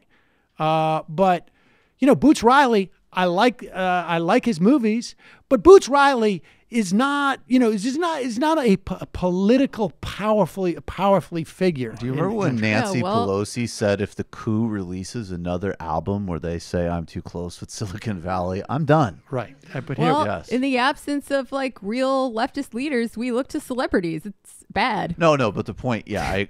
But the point in the context of this is that with the exception of Bernie, this is a ludicrous, or an Ilhan Omar, she's doing a list of one Oliver Stone irrelevant presidential candidate, and then a bunch of cultural figures that are great, but not it's the exact same technique that we just saw by bringing out, we're going to have an actress on to talk about why we should not invade Iraq. Precisely. As if there's no one else out there. You don't know how to feel about this topic, but you do know how to feel about these people. Right, exactly. AOC, Jill Stein, and Bernie. Why have you stopped short of calling Maduro of Venezuela a dictator? Well, and of course, we've got this lovely guy. Donald Trump, hands up Venezuela. It is not a good look when your slogan is co-opted by a tyrannical dictator. Now, Trump usually loves authoritarians, but this time it seems like it's the liberals who are siding with one. Now, I am not a pro-Trump military hawk. For reference, my spirit animal is Ruth Bader Ginsburg. Yeah, who are you? But this movement is dangerously glorifying a brutal dictator and promoting inaction. And that is the worst combination for ordinary Venezuelans. Pause it. Promoting inaction. It is promoting inaction. This notion that we have in this country that we necessarily can fix everything. That it is our responsibility to fix everything, not just anything, but everything, not one thing or some things, but everything. That we have the ability to do this, despite the fact that we have an incredibly long history of effing things up and making them worse. Regardless of what you think is going on in Venezuela, and it's obviously in contention, the idea that we have the ability to fix it is not founded in any historical assessment of what we have done in the past. Let me also... Maybe to the contrary. However, also work for who? I'm sure that the plans we have work for this person's family. That is the point. Spoiler alert, Michael. Right, I know. I'm sorry we're stepping on the lead here, but just one of the ways you can look at what's happening in Venezuela with all of the usual stipulations and caveats about Maduro and the failures of Bolivarian government right now is the still massive class and racial stratification of who opposes and supports a coup there. And frankly, just as you can say, there's quadrants of people in the United States who voted for in my view, absolutely awful candidate like Hillary Clinton because they also still understood that their material interest is better represented by the Democratic Party. Same situation here. Ordinary Venezuelans. First off, if you look closely at these protests, it's very unlikely you'll bump into, an actual Venezuelan. Where are you from? Where am I from? Yeah. Here. Where are you from? Where are you from? Trust me, if this was where is this footage from? I believe it's protests in the United States. That so that is sort so of makes sense. Like weird. The way that there's like big rallies in Caracas against U.S. interference, as well as for coups. They both are prominently featuring Venezuelans, but protests inside the United States are predominantly represented by Americans. It which also is super seems weird. like if you wanted to tell the United States government, your government, not to interfere in another country, I mean, after all, we seem to have set the bar, which I think is a very good bar, that other countries should not interfere in other countries' attempts to determine who's going to be the leader, right? You know, if Russians protested the hacking, I would want to go to Moscow and see how many people from New York were there. Because if they're not there, it's bullshit. It's bullshit. If this was an actual Venezuelan protest, it might look more like this.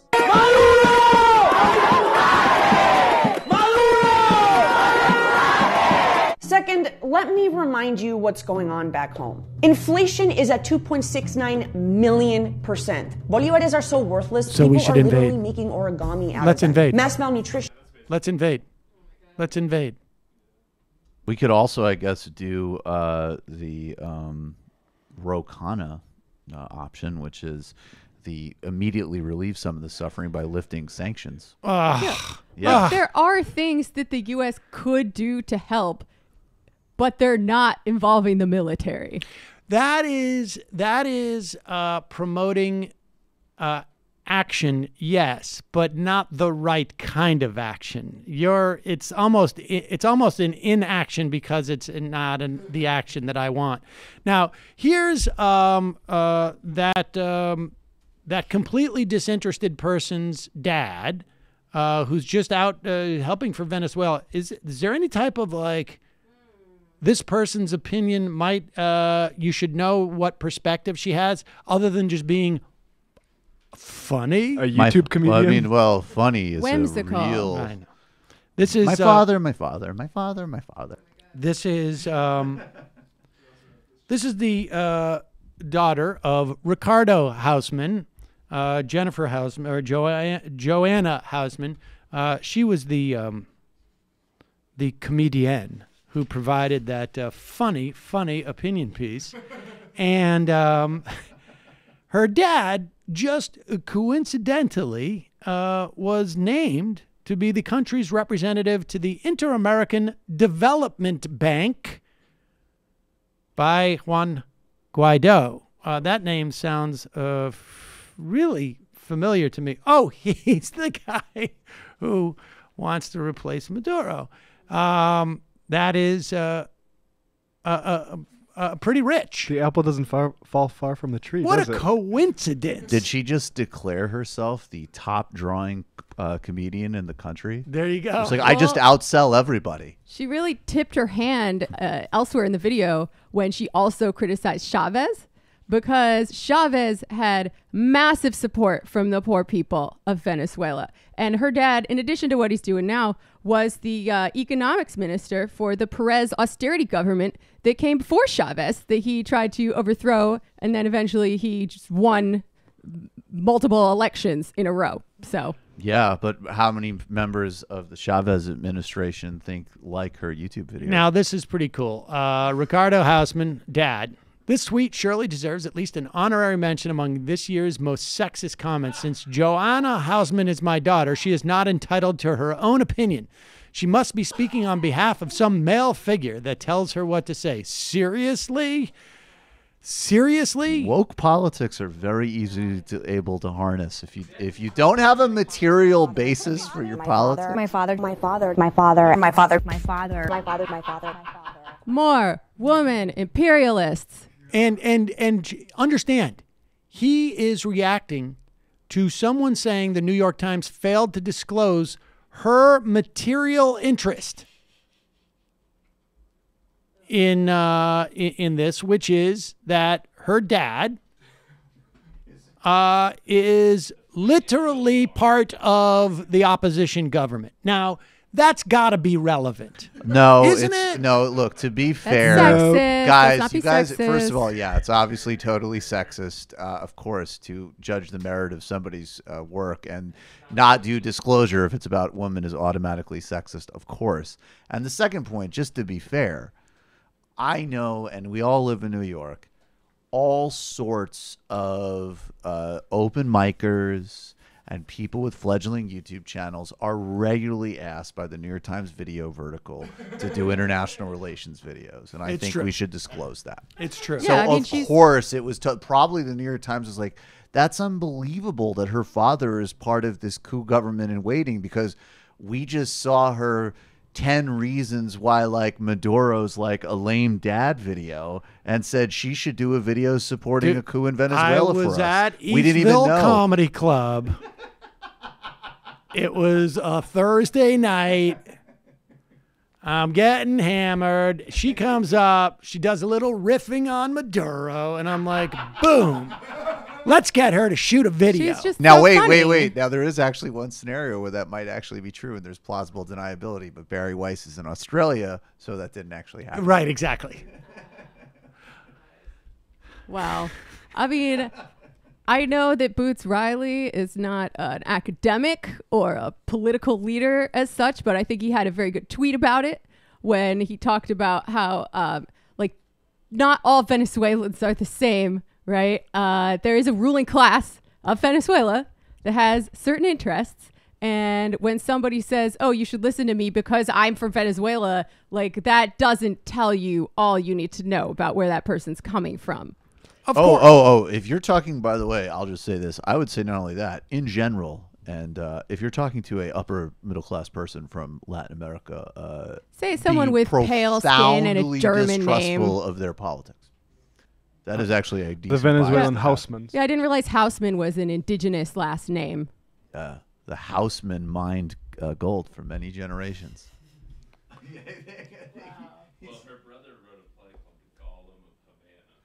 The Golem of Havana. Yeah, clearly, creative talent runs in the family. Christ. Yeah. And stop so when you saying read about people these are your people, you spirit think animal. Maduro's maybe a little too soft. It's just it's pretty stunning that the Times would run. I mean, look, you can run that opinion piece, but here's the problem. Also, I think with a video production like that is you're putting a lot of resources in.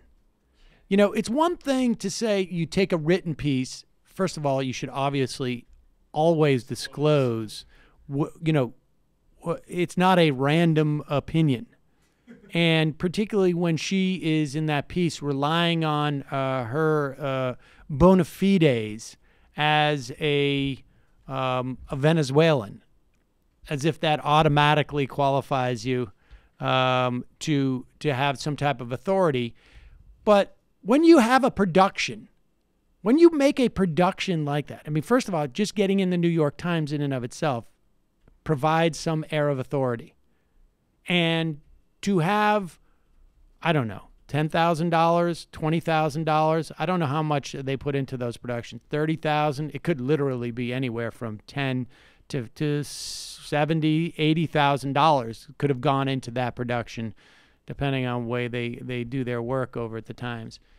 Well, that also implies a certain amount of authority, and it's highly, highly problematic. Well, someone called them out, the New York Times. They were like, did she not disclose this affiliation to you? Well, and they dug in. They dug their heels in. Well, that's just what we showed that the Times did. Meanwhile, Ben Shapiro still waiting for that phone call. There's nothing worse than swiping right and not getting a response. And that's where Ben Shapiro is. So much so that he asked his camera crew, please don't shoot me straight on. Because I can't. Give the side shot for me because I'm afraid for people to see my eyes. The inimitable Alexandra Ocasio-Cortez. Over the weekend, she suggested that she wants people to debate her, which is odd since when I actually challenged her to a debate, she accused me of catcalling, so there's that. Sick of her calling for a serious conversation when she won't have one with anyone of merit. Chris Hayes just throws her softball after softball, and she's like, oh, let's have a serious conversation. Really? What's your serious conversation? Is your serious conversation that everybody who criticizes you is in the pay of nefarious right-wing forces? There you go. Helen will earnestly debate. She won't return my phone calls. She won't return my phone calls. I texted her several times, and all she ever does is talk to Chris Hayes, who has nothing on. Ben Shapiro also not returning Sam's phone calls. So. That's right. Well, I don't have to return his phone calls if she won't return my phone calls. Stop pulling her pigtails. She's not into you. But she does sell a lot of advertising for the right wingers. That is definitely true. And Tucker Carlson. You should read a Quip ad in the middle of writing a love letter to her. Unrequited lust. I have never desired non-Jewish flesh more in my life. A virgin, I bragged of it. Now I have different visions. Oh, please, please, please, please, please, please, debate me. Look at my teeth. There. Stephen Moore is having some problems, folks. Aside from being a deadbeat dad, and Stephen Moore. And aside from being a deadbeat dad, and also not being able to keep, not seemingly knowing much about the implications of all the policies he's pushed, he had no idea that it could get this ugly. Look, I have just about as good qualifications, I think, as anyone to be on the Federal Reserve Board. But they don't want to talk about my economic ideas. They want to assassinate my character. And as you said, Lord, that's what the left does. Consider the source. Steve Moore. You got it. I'm not backing down on this one, by the way. I wouldn't if I were you. We'll be right back. Yeah. I've got just about as good a qualifications as anybody. It turns out, is he not an economist now? Is that right? Is that what I read? He's not? Did he get disbarred by? I don't know. Economists. I am not clear that he was just sort of like an autodidact. It's very strange talking to friends of mine who care about like the independence of the Fed, and how I often have always sort of been cynical about that. But then this Trump happens, and it's like we're gonna put these quacks on it, basically. Well, let's be fair to Stephen Moore in a room full of cocks and smear artists. When I was initially sentenced to Robben Island, it was because goddamn Winnie wanted more child support. And I refused. I was going my own way. It really does bring a lot of people together, though, saying that Steve Moore would be a disaster. When you have like straight reporters basically going, oh, I've had multiple conversations with him on TV where he got like 5 factual things wrong in a 60-second hit, you have a problem. Let's go to the phones. Calling from an 845 area code. Who's this? Where are you calling from? Hey, Sam. It's Jeff from Rockland County. Jeff from Rockland County. What's on your mind? Yeah, I'm sure you saw the wonderful ponage of Sam Harris from Juan Cole, and that was wonderful to see on Twitter. I did see that. Mehdi Hassan and Murtaza Hussein as well. Yep. Well, we talked about it with the guest yesterday a little bit. Yeah. Go ahead. Yeah, but I also want to talk about how also in relation to Israel in the moment, what I'm noticing and what my brother's dealing with over there is that there are a lot of really right-wing, extremely fanatical, extremely fundamentalist leanings in Israel who want to essentially try to erase sort of any sort of historical nature and trying to figure out like if there was essentially the existence and identity of Palestinian people ever existing.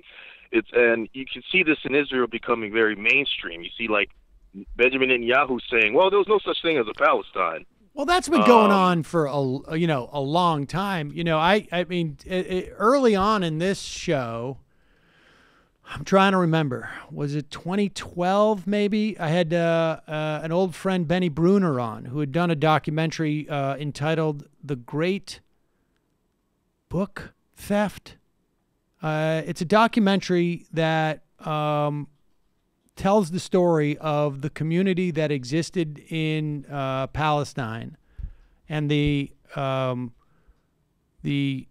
social identity of Palestinians through the theft of a lot of books from Palestinians that ultimately now live in a museum, not a museum, a library under lock and key, like a whole section.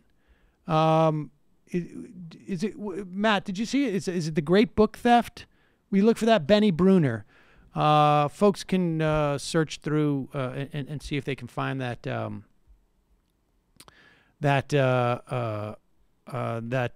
Is it The Great Theft by Khaled Abu? No, it's Benny Bruner, The Great Book Robbery, and that documentary tells the story. Puts and he Benny was an Israeli and now I think he lives in I can't remember, Sweden, Denmark, but yeah, I mean this has been an ongoing thing, and that has been part of the systemic way that Israel has been denying Palestinians any type of autonomy or equal rights in the context of Israel, is by denying that there was no such place as Palestine and that there was no unique Palestinian culture as a way of basically saying, we just showed up. And in fact, I got a quote. Yeah, I've seen this argument. I've got a quote. There's a quote from Moshe yeah. Dayan that I just came across the other day. Moshe Dayan was, I think, one of the premier, generals in the independence fight for Israel, and he it was a eulogy he was giving, and I can't remember to whom, but he said basically to the effect of like, yes, the Palestinians hate us because we dispossessed them, and this was in his, I think, calling for some measure of understanding about that as a way of building some type of bridge. So there was an awareness there, and it's been denied, and that has been part of the purpose. But appreciate. Yeah, I've seen this also with people attempting to say that somehow they present Palestinians as almost like foreigners. I've seen this really bizarre argument being made as if they weren't Jews thousands of years ago during the Muslim conquest that decided to convert to Islam when they came over, and it's just this really bizarre thinking that presents them as like, oh, it was a whole bunch of Arabs that came to Israel, and there were no people that were there prior or Israelites that were there prior that may have converted. I mean, look, I'm not 100% sure I follow what you're saying, but the people can check that out. If they have any questions as to the existence of a Palestinian people, however, in a Palestinian society, they can go check out this film. It's quite clear. Appreciate the call, Jeffrey. All right. Calling from a 701 area code. Who's this? Where are you calling from? Where? Hey, this is Tom from Minnesota. Tom from Minnesota. What's on your mind, Tom? All right. Well, I just wanted to give a shout out to Michael for his great interview with Mirza Bardarn. Saw her speak at a conference in December, and she does some great work. She's excellent. And then I wanted to talk about kind of like MN politicians gaining the national stage. We've kind of had a bad rap for that, I guess, in the last few years. And specifically, I wanted to ask, it seems to me that if people think that it was appropriate, which I do, for Al Franken to resign as a senator, then there should be more pressure for, I think, Klobuchar to back out of the primary, I guess. It's not to equate the two issues, but I guess to acknowledge that they're so intertwined and endemic issues in and of themselves. I just wanted to get you guys' opinion on that.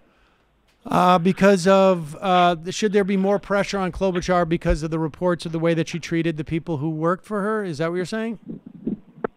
Yeah, exactly. Yep. Mm-hmm.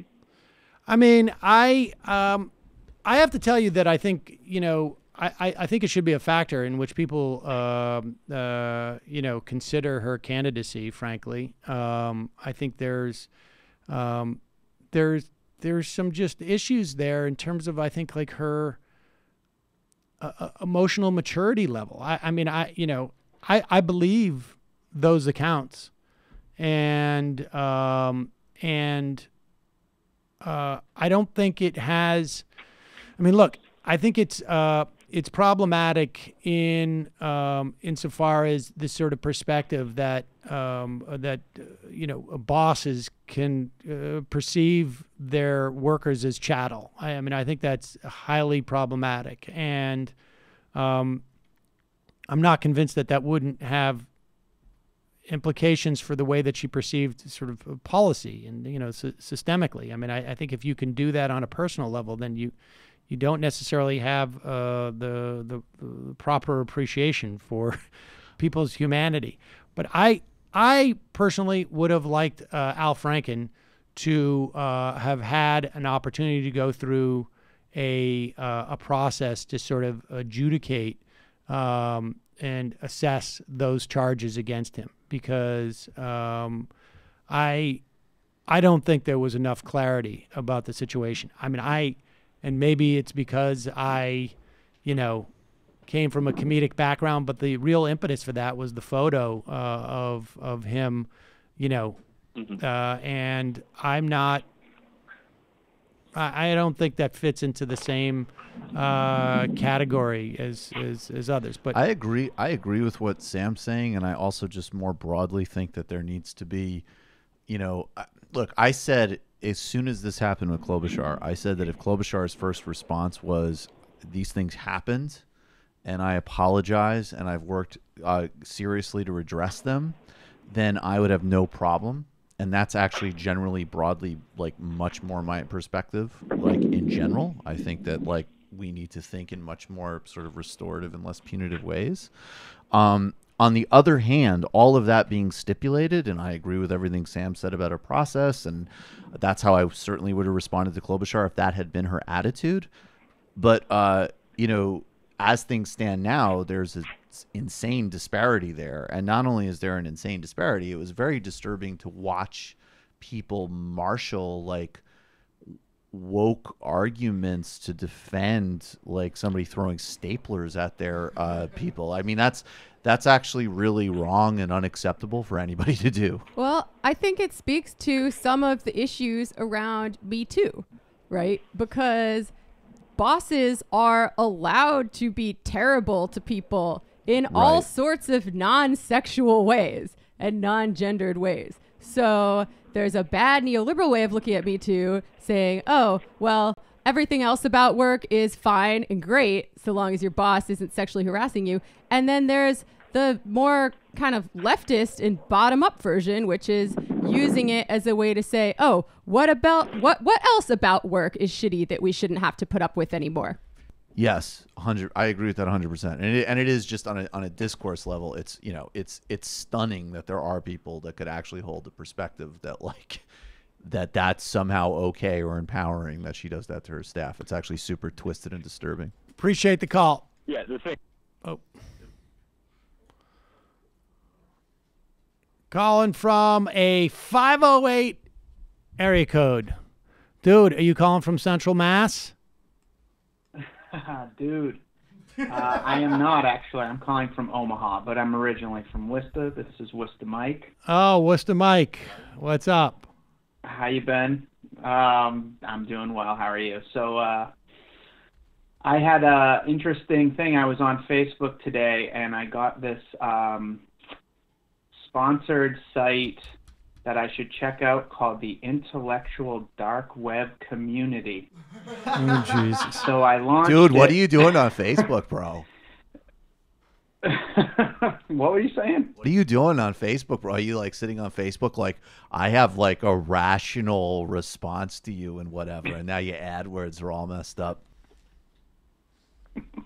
Yeah, I guess. I don't know what happened, but somehow I got locked in the algorithm. So I have actually gone on to the IDW community site. Wait, I don't understand. And How I'm can you trying do to that learn if it's about actually the dark web? How do you get there? Do you have to hack it? I have Did you use no encryption? idea. I have no idea. Did you say I think they sucked me into the Matrix. What's or the something. password? Did you know the password? You know, I think they're trying The to get woods me are to dark sign and up, deep. but, I got you have many to miles to you go don't have before to I sign up sleep. to The see password is ideas. The password is hierarchy. Yeah, password's ideas, except the D is capitalized. I can never remember that.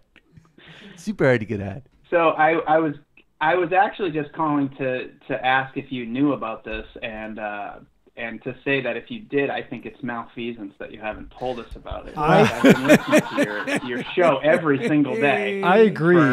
For about a year now, and I've not heard about this site. Dude, which send is a link. Send a link. I think we not need heard of it. we need to be strategic about this, but we do need some of the fans to set up sleeper cells on that and just reconnaissance. Send The us first some step screenshots. of being strategic is to use the phrase sleeper cell in a Yeah. public forum. Well, First of all, look, they won't know who it is. Yeah, no.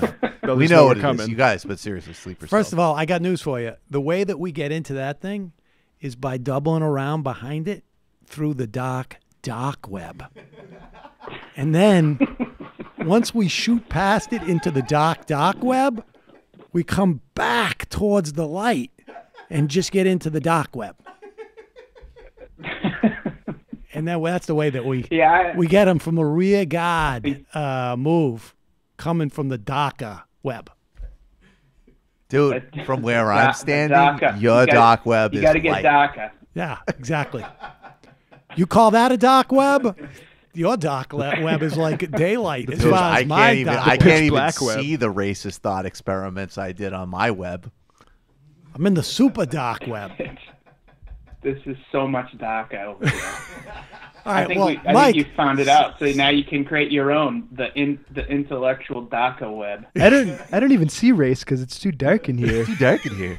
I thought everybody was black for a I'm second. just feeling around.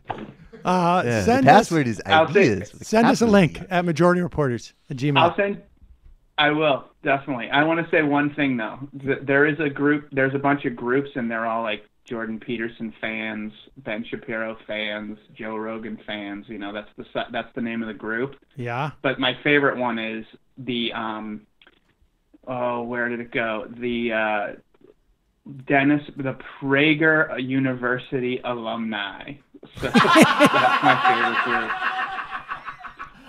Oh, wow. All right, man. I'm gonna jump and let you get back. But I'll send you a Hello. link. Thanks, guys. You know what the Hello. You know what the Dennis Prager alumni you know what the Dennis Prager diploma looks like? A bill. It's the bill. You just watched a Look couple at- of YouTube videos. Bill, get a confirmation that I paid. Hey, my PC's ruining comedy. Professor's a Holocaust buyer now. What happened? Call from a 778 area code. Who's this? Where are you calling from? Hey guys, this is Lance from Vancouver, Canada. Lance from Vancouver. What's on your mind, Lance? Well, I got a funny story for you guys. I run a comedy channel on YouTube. We had about 7,000 subscribers, and we made a bunch of videos that were, making fun of Joe Rogan and PewDiePie and how they kind of have ties to, alt-right indoctrination and stuff like that. And then yesterday on April Fool's, YouTube shut our channel down, and we've got a lot of reason to believe it was because of a pretty coordinated alt-right trolling attack on the channel, flagging them for things like scams and misuse. Wow.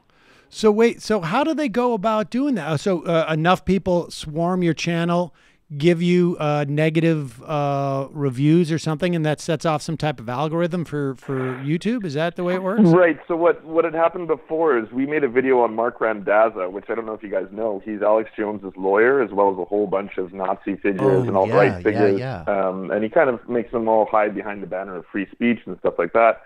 So we made a fake commercial about Mark Randazza, about him being a scumbag lawyer, and he's, the scumbag lawyer who will fight for the Nazis and all this kind of stuff. And that was the first video we ever put up where it immediately got flagged as hate speech from, thousands of users, and we were very curious as to why. And once we looked into it, we talked to YouTube, we talked to Vimeo. Vimeo actually shut our account down once we put that video up. And the guy who wrote the original article for the Huffington Post that we based our whole comedy routine on contacted us and said, your video was funny, it was accurate. There's no reason why a popular figure in the public sphere shouldn't, be above reproach, shouldn't be allowed to be mocked like that. And what they do is, he's like, I have a strong suspicion that there's a coordinated attack against these kind of people, where, they'll go on 4chan, Discord servers, stuff like that, and they flag your videos for specific things. In our case, we were flagged for trying to scam people out of money, or posting like external links, stuff we've never done. So what is the idea? Do you then contact YouTube? But of course, there's no, I wouldn't even know how to contact YouTube. Is there, when they shut you down, do they send you any type of letter saying that there's any type of... Yeah, we got a generic letter that basically said, you have been found in breach of certain guidelines regarding scams and money and stuff like that. And you guys don't even collect any money. BS. You guys don't even collect it. We've also... We've never linked to external sites. We've never asked people for money. We have nothing to do with that. We were just making comedy videos about alt-right and right-wing figures. And that was it. Did you tweet at YouTube? We did. So yesterday, actually, it was pretty amazing. We went from having a really terrible day to this grassroots explosion online happened. There's been thousands of people tweeting about it. YouTube is getting indoctrinated with it right now. So, I'm really hoping... Do you have a sample retweet formulate of a it? formal response. Sorry, say it again? Do you have like a I want to retweet something right now. Is it like pinned on your Twitter account? You want to give that out? Yeah. These guys are good. I'll just... I've seen some of your videos. These guys are good. Oh, thanks, man. They do stuff with Ben Burgess too. I can tweet to you right now the gist of everything that happened. It's folks, go to the Serf SERF Serfs TV. The Serfs TV. That's the SERFS TV. I'm just taking it. Well, keep us updated. Tweet at us, and we will try and retweet. And I would also suggest that you get folks to tweet to the Young Turks, because they deal with people at YouTube. And and I don't know that they can do anything, but and I would also definitely tweet to Dave Rubin, because he's very sensitive to these issues. I just really care about the values, because if the search get demonetized... He's a free speech warrior. I can't see how he won't take our case on, right? I'm not being facetious. I'm actually going I don't think he will do anything about it, but you should give him the opportunity to live up. If there's anybody who knows how to complain to YouTube, it seems to me that Dave Rubin has mastered the art. So, and if you want to set up, or maybe there's a real person that in your head that works at YouTube, and you want to communicate to Dave, feel free to do it as well. So, I'm not sure I totally follow that. There was remember the couple of months ago, someone showed us that they're basically Dave keeps getting trolled by some guy who claims to be writing like with an inside source in Silicon Valley. Oh yeah, and he's just like, exactly. I knew it was this bad, but it's just so disturbing when you see it written down. Well, like listen. this. So, do you have anything that you want folks to do other than just keep retweeting your stuff to YouTube? No. That's all great. We're actually not looking for people to take time out of the day to do anything. It's just we just wanted to get the word out because it's one of those things where I think it's a slippery slope. I think if it's something that is proven to be effective, especially as like a methodology by the alt-right, then it's something they're going to keep doing. Yep. Right? It's going to be a strategy we'll see again and again. All right. Well, I appreciate your calling and good luck with it. And I think you're right. Thanks for sharing that with us. Appreciate Definitely the call. Canadian. Yeah, thanks so much, guys. Solidarity. Cheers. Definitely Canadian. You could tell that. It's like, I'm not looking to get people to do anything crazy with their day. We had a bunch of Nazis just thrown off of YouTube for no gosh darn reason. But anyway, sorry to take up too much of your time. Imagine if that happened to us. We'd be like, this is an outrage. We're gonna lock ourselves to the doors of YouTube. Gandhi, MLK, us. Exactly. Salt March, demonetization. Talented listener. Sam, are you jealous of Tucker's comment about Chris Hayes? And do you, as a single man, wish it was aimed at you? Seems wasted on Hayes since he's married. Let's revisit these questions. Here is Tucker Carlson talking about AOC and the Green New Deal town hall that took place on Friday night of last week. Tucker's upset, and he should be. Apparently, like, they can't even get erectile dysfunction drugs to advertise on his show anymore. It is literally like full of filler. My Pillow. My Pillow. That's what I saw. There was a 2-minute. Now, My Pillow. That guy's been advertising on WABC back when it was the station that carried Limbaugh and Hannity. In fact, I saw him. Folks will remember in the debate in Las Vegas between Hillary Clinton and Donald Trump, I was in the press area, and at one point they had they cordoned off an area where all the Trump people came out, and the My Pillow guy was traveling with them, or was a guest of theirs. So he was walking around with like James O'Keefe and that whole crew. What is that? Some sort of AOC-shaped body pillow girlfriend thing? It is. I think it's just like a... I want an animated one. Where's mine? God only knows what kind of material the My Pillow is made You can't of. have an AOC body pillow anymore? What, is it too bad for the earth? All right, let's play this clip of Tucker Carlson. Really, really jealous that AOC will not come on his show. But if you think New Year's is depressing, how would you feel if you thought that all life on this planet was ending soon? 3 million years of human history erased forever. Pause it. Sad. Now, no one thinks that all life on this planet is going to cease to exist. That is not the concern. The concern is that our civilization and our societies will become highly tenuous and destabilized because of the massive changes in our climate that are in the offing within a decade or two, maybe more, or at least within a couple of decades, we will be beyond the ability to mitigate these changes at all.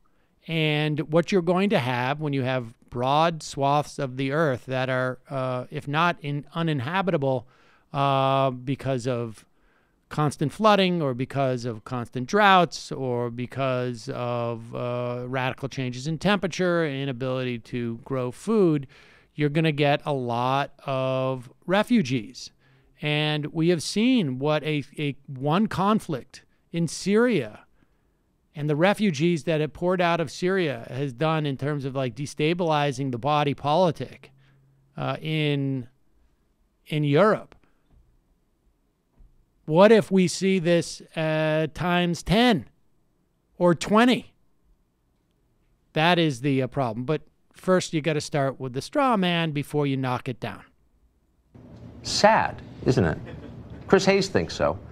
Chris Hayes is what every man would be if feminists ever achieved absolute power in this country. Apologetic, bespectacled, and deeply, deeply concerned about global warming and the patriarchal systems that cause it. On Friday, Hayes hosted a town hall event on MSNBC. You're a little too adversarial. What do you mean? This is the future that feminists want. Just a little. I was little more constructed in tofu. a feminist laboratory. You're close, Hey, but you're look, no Hayes, bro. You're not. You're close. He may be version 2. I'm like version 1, where it's like we need to take. We need to do some There's a little adjusting. too much assertiveness. We need to do a take little that bit out. of- Yeah. we need to do a little like bit of when you go adjustment. like, "Hey, I'll tell you what, Michael Tracy." It's like, whoa, calm down. That's actually true. I've gotten. Yeah, some- that's not good. You gotten got some to. You got to. feedback Yeah. to that More segments. All right, but let's continue. On Friday, Hayes hosted a town hall event on MSNBC with Congresswoman Alexandria Ocasio-Cortez. It was designed to promote her Green New Deal. This apparently seemed like a wise idea to executives over at NBC. The very same news outlet that spent 2 years lying to you about Russia brings you a 29-year-old former bartender to teach you about science. Hayes framed the terms at the outset of the show. Unless you do exactly what Dr. Ocasio-Cortez says, the entire human race has only 12 years to live. There you go. She's citing experts. I'm sorry. I'm just so mad about that. Well, yeah, I mean, Fox News could have scientists on if they wanted to teach their audiences about Ri- science. right. They don't do that. As opposed to all the scientists that we never allow on this network to talk about things. That cable television can do is either is promote white nationalism. That's what. Well, they have their expert in house. Yeah, and humans could eventually actually die out, but following a long, horrible decline. Yeah, but that's not the argument. I mean, that's possible, but that's not the argument. The argument is that we're going to have mass loss of life and destabilized. What? Not Hayes. No, sorry. Right there. Sorry about that. You should have said, "You're exactly right, Jamie. I'm sorry." Yeah. I apologize for having an opinion.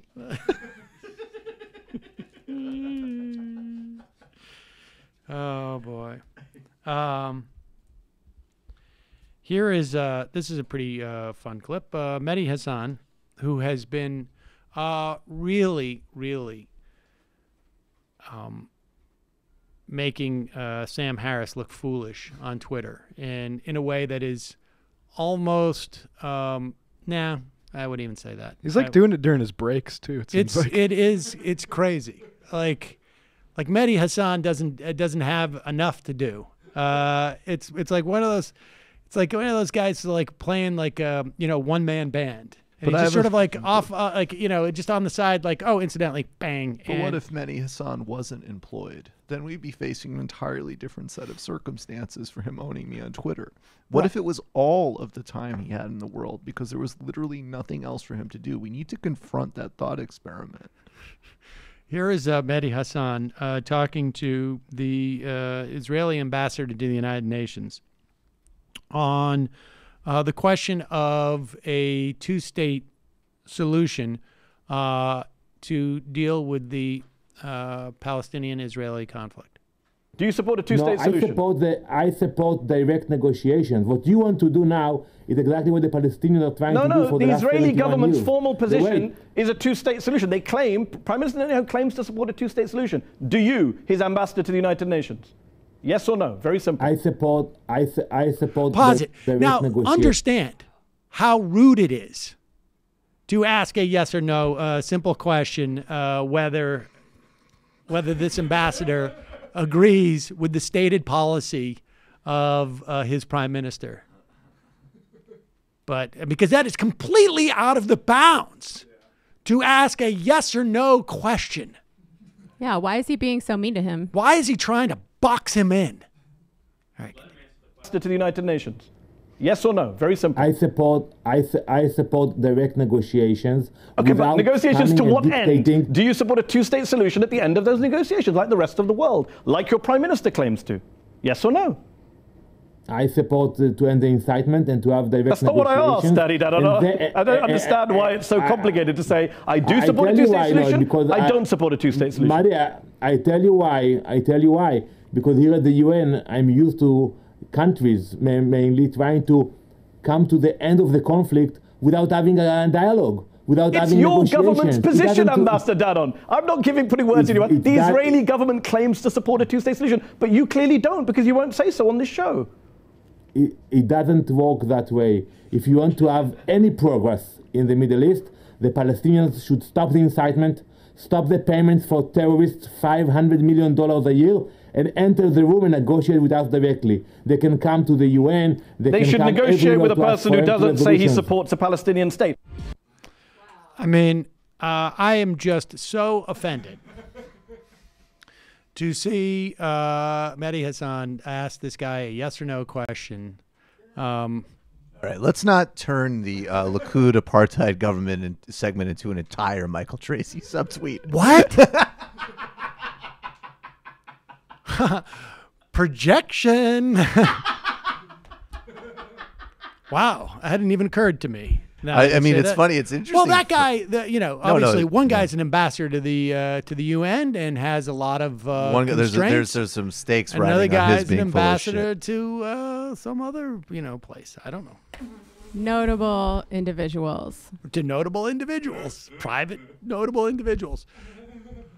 I mean, I think that is the problem. If the two-state solution is not even a concession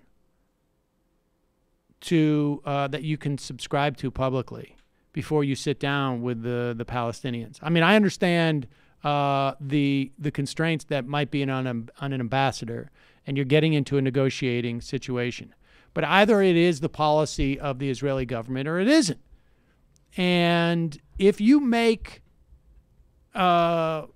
sitting down in negotiations a prerequisite to getting to the two-state solution, like that is, that's like, things are so bad, they've got to get a lot better until you just get to, or things are so bad, they got to get a lot better till they are horrible.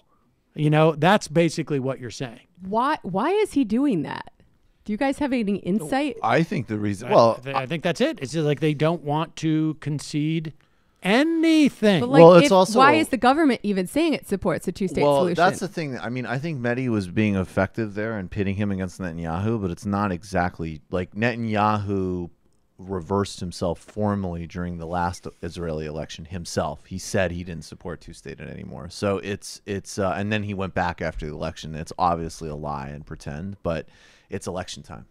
And I don't know and especially as these new parties emerge, like even Likud still has less 1% of let's pretend about this process, but the emergent right-wing parties are quite formal, no, we're not going to do this. So I don't know. Presumably he also everything Sam said, and also he probably has job plans after he's ambassador to the United States. Doesn't want to piss off his own future prospects. Let's go to the IM's Vispa. I hate to keep harping on this, but the Destiny debate is in 2 days, and it seems like each day we'll talk later. I'm sorry. We don't. What is the Destiny debate is in 2 days? Are you debating Destiny? And it's in 2 days, and it's going to be 3 or 4 people in a. Yeah, I guess apparently, we don't know how many people are involved or what the questions are, and so we just haven't gotten the information. And I'm not. I like Destiny. I'm willing to do something with him, but I'm not really I already debated Sargon. That's been done. And I don't know that I can do it on Thursday, to be totally honest with you. And I also have a nonviolent communication class to catch up against Chris Hayes on Thursday. D. DeLucia. Hey, guys, do you think it's useful to talk about politics with your Republican families or relatives? I personally don't find it productive and kind of waste of time because I won't ever change their mind. I mean, I think it's worthwhile. I just wouldn't go. I find with people that you are family members with or close to and you will see on a regular basis, much better to play the long game. Instead of trying to convince anybody of, any broad topics, I would just start with small things and put a seed of doubt in their mind. Like, I have relatives who have been Republicans. They hate Trump. And so I just like, in passing, like when I think that when I sort of project like, oh, they're out of earshot, I'm just like, I can't believe how much Mitch McConnell supports Donald Trump. Hey, would you pass those peas? Like that is literally what I do. Just drop little things like that don't sound like they're meant to convince anybody of anything. Just like, whoa, Mitch McConnell. The whole Republican Party is completely behind Donald Trump. But I don't even want to talk politics today. That's basically the way that I do that. And my hope is that, a couple years down the road, maybe I can get them to just not vote. Matt's light blanket in Phoenix. It's been brought to my attention you don't think I'm a real blanket just because I'm not the heavy Midwest blankets you're used to. For your information, I've heard from lots of notable people privately that your problems with sleeping are more related to some plant-based issues that you have than with me being a real blanket. Best wishes going forward, though. Jonathan Armstead. No plant issues in Phoenix. The Majority Report Goodreads page has a poll up asking members which book from March 2019 interviews they're most interested in reading. I'm hoping that if we get enough votes, we can all dedicate ourselves to reading that top pick as a club, although it may be tough, as my local library is checked out of all copies of Utopia for Realists. You can find the poll by going to searching Majority Report Podcast Group. We've got to put that on the website. Will you just make a note of that? We're going to do that too. Colin from Nebraska. What happened to the one-on-one basketball game between Sam and Michael? I would do that too. I don't even remember that one. I don't either, but I'm down for that. Anything.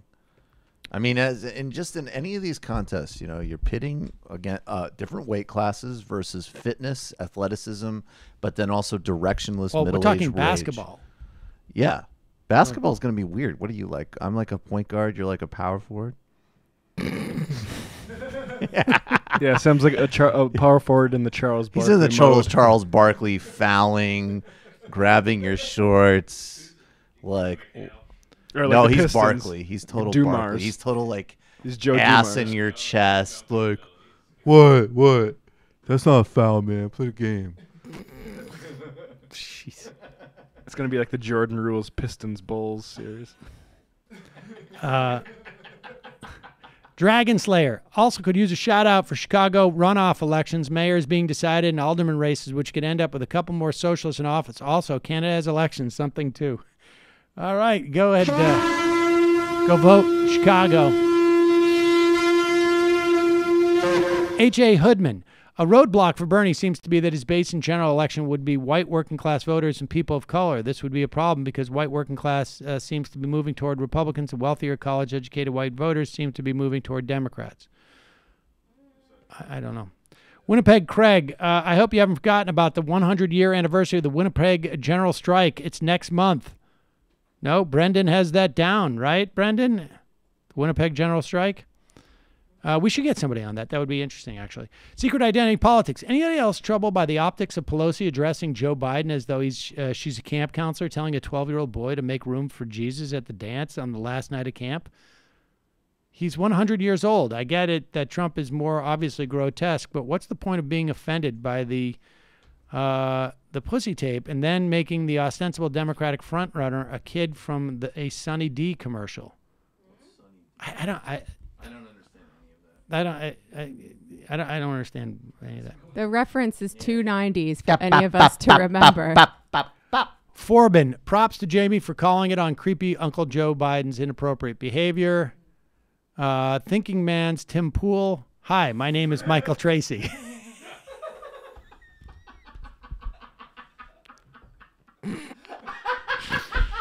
It's like you got to stipulate, you know, like back off of it. But if you can make it funny, best, guys. Yeah, that was funny. JJ Cool on the IMs. I was trying to watch MR today, but I was interrupted by Matt Binder and his live stream competing. Yeah, head to head. Instead of worrying about Pac-Man, Binder might be the real challenge. I was trying to. What the hell? The Chris Labacco, I was agnostic as to whether or not you would win the debate with Michael Tracy. Then you won, and I was totally vindicated. Thanks, Sam. I knew you could do it. Ooze teams. We need to keep harping on the formulation of how insurance companies make their money, charge as much as possible, deny services, easily the most accessible and clear way to turn people away from their private insurance. I mean, the difficulty is this, is that for a long time, until the patient protections, now you can still find out, but it's harder. How many of us will need our insurance in a time of real crisis? You know, statistically, not that many. You just get your insurance, you know it's there. Maybe it's too expensive. You got to pay the copay, whatnot, all of that. But you think that you're covered in a crisis. And you don't find out that you're not until it's too late. That's part of the problem. But yes, I agree with you. I love Sarah Palin. Hey, Sam, since you're just a no-good carpetbagger from that crap hole New England, let me help you out a bit. Send Mila to LaGuardia. It's not even a debate. LaGuardia is the most prestigious school for any of those artsy types. Or you could send her to a school that specializes in radio and broadcasting, because we all know that she's the heir to the show. Sorry, Michael, in reference to that, maybe we should take a look at repealing the estate tax. I love the show, and I'm going to ride with it as long into the future. But it would hurt the listeners if Mila had to liquidate the show to pay the estate taxes on it. Pajama Boy. Hey, Sam, what do you think of... what's that? Oh, we're going to hit 500K on what? On YouTube? That's what Binder's doing. Oh, yeah, we're at 499,000. Yeah, I don't know. If that's what Binder's doing? That's what he's literally live streaming. He's live streaming our turning into 500,000? That's what it looks like. What? It's a split screen with one of our rivals and a count comparison. That's all Binder's doing. Binder's stealing some of a little bit of Progressive Voices thunder here. Too insidery. He's like, suck it, Progressive I can't even Voices. figure it out. I'm doing Pajama my Boy. own videos. What do you think about Warren's YouTube plan drama. to break up agriculture monopolies? She's been great on policy, and I hope she'll hang around the race. I think it's great, and I think it's really well overdue. There is some question as to whether now a judiciary that is packed with right-wing justices will allow that to happen. But the will is important. Always keep talking about the courts because you're a fucking sellout. Space Ghost, great interview today. One quibble: the hard inflation unemployment trade-off attributed to Keynes was never part of Keynes' original work. It was a simplistic notion adopted by post-war policymakers. The misattribution held because academics and students learned from textbook summaries and not primary sources. Neoliberals scapegoated Keynes for stagflation in the 70s to delegitimize fiscal policy and promote austerity. I'm not saying Keynes was always right, just saying don't throw the baby out with the bathwater, and when the baby was never in the bath to begin with. Interesting. Thank you, Space Ghost. Calling from Connecticut. Maybe I'm hearing things, but I heard Tracy say magnitude, not magnitude on that tape. Miguel, even among left-leaning people I talk politics with, I keep regularly running into anti-union rhetoric unless they themselves are in a union. How do we inform people about unions better and rebut the lazy, effective union worker stereotype? I feel like this group of left-leaning... I mean, frankly, I don't know that you do it that way. I think what you do is you make legislation to make it easier for people to unionize. You show them the material benefits that comes from being in a union, and as the number of those people grow, they talk about their firsthand experiences. Otherwise, you're just talking about hypotheticals, and I don't think that works. I think you need to show that unions provide material benefits, not just for the workers themselves, and not just for workers in the industry itself, but also in the community. That's what the teachers' unions are doing quite effectively. And, you know, I had a conversation with the head of the flight attendants union on Ring of Fire, and she has a similar perspective on this. And she, I think, you know, I wouldn't be surprised if in a couple of years she's the head of the AFL-CIO. Yeah, we talk about this a lot on the Antifada too. Most people are radicalized through struggle in their real lives, and you don't even need to have to be a radical to like unions and to see the benefits, but more people just need to organize, and people who grow up in union families understand it intuitively, and people for whom it's disconnected from their lives really don't. All right, I got time for one more call. We got 2, 3, 4 people on hold for 90 minutes exactly. So, Jamie, give me a number 1 through 10. 6. And we will go to the closest one, which is 7. 702. Who's this? Where are you calling from? Hey, Sam, it's Bro Flamingo from Las Vegas. Bro Flamingo from Las Vegas. You are the last caller on the program today, Bro Flamingo. Thank you very much. How you guys doing today? Doing good. What's on your mind? Just 2 things real quick, since we got to go soon. Shout out to Jamie, because, Jamie, you really called it out. You said about Joe Biden, about, this guy can have some things come out. And, I was kind of on the fence about it, but I got to give you credit where credit's due, because when I saw the second woman come out, I was like, man, Jamie called it. There you go. I mean, I don't think he has a chance at this point. I mean, 2 women out the gate before you even announced. And I think it's going to get worse, by the way, too. Absolutely. So, I think we can just, it's going to get worse. It really is going to get, it's going so many times you could be like, well, Uncle Joe and X, Y, and Z.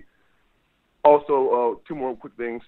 I just saw on MSNBC, 18 million Bernie raised this quarter.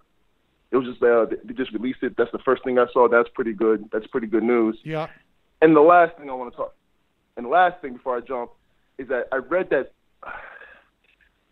people like Barry Weiss, Megan McArdle, I don't know what work to welfare scheme that these guys get to, keep writing stuff, but I saw Megan McArdle's article on reparations, and it was just like, this is ridiculous.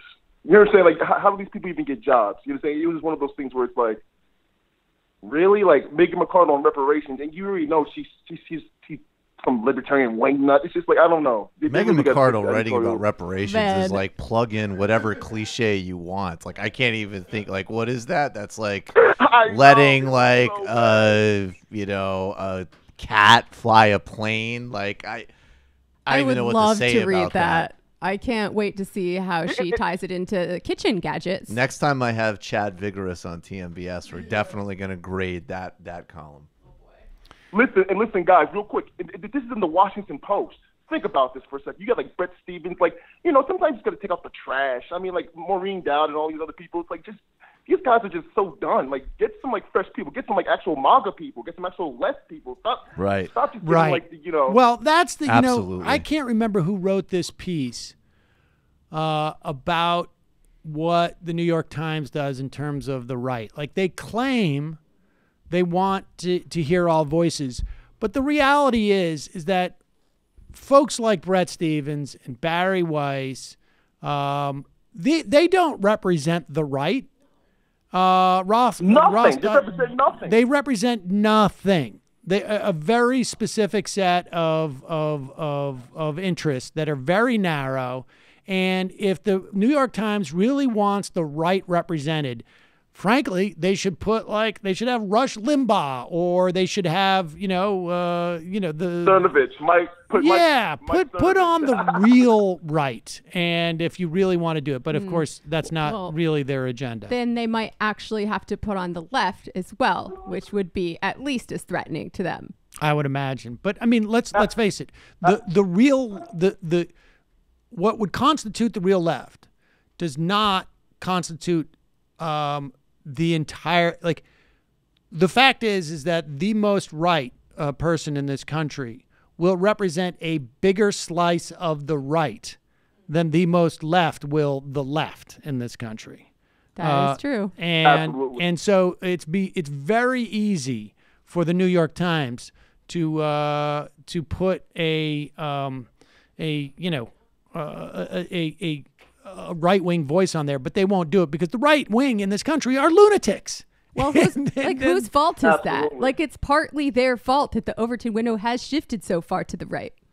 Well, this was from... But also, the thing is, and the thing is, I'm sorry, guys, last thing I'll just jump. But the thing is, though, to your point, Sam, I remember you had a gentleman on just talking about where some of these guys get the ideas and stuff. Even platforming people, like, and writing these articles about, again, like from Brett Stevens, David Frum, and all these guys, you give these guys a second lease on. I mean, Bill Crystal, of all people, still get a platform at MSNBC. Yep. I mean, this is journalistic, like whitewashing. You stop talking about MSNBC. I love my home. But you know what, though? It's not a coincidence that, like, John Bolton, all these thugs and wing nuts and neo-Confederates are still running around.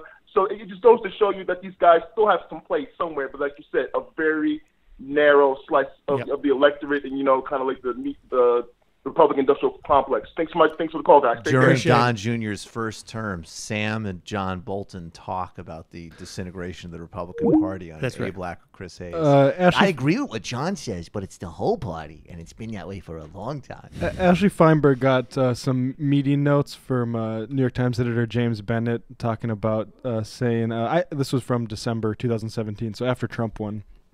And they're just talking about like the paper's mission, I guess.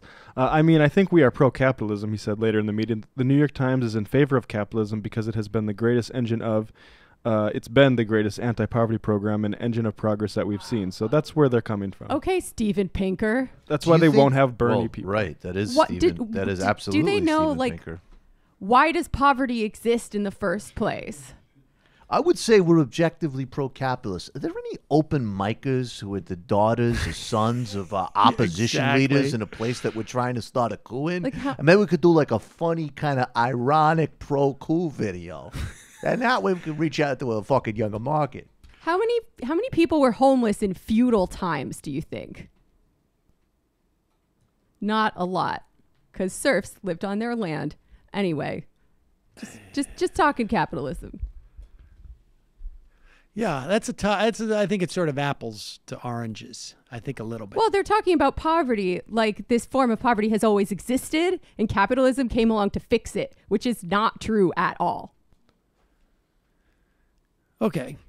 I just think the homeless thing with feudalism is a tough, like apples to oranges type of situation. Yeah, well, they're making that apples to oranges comparison.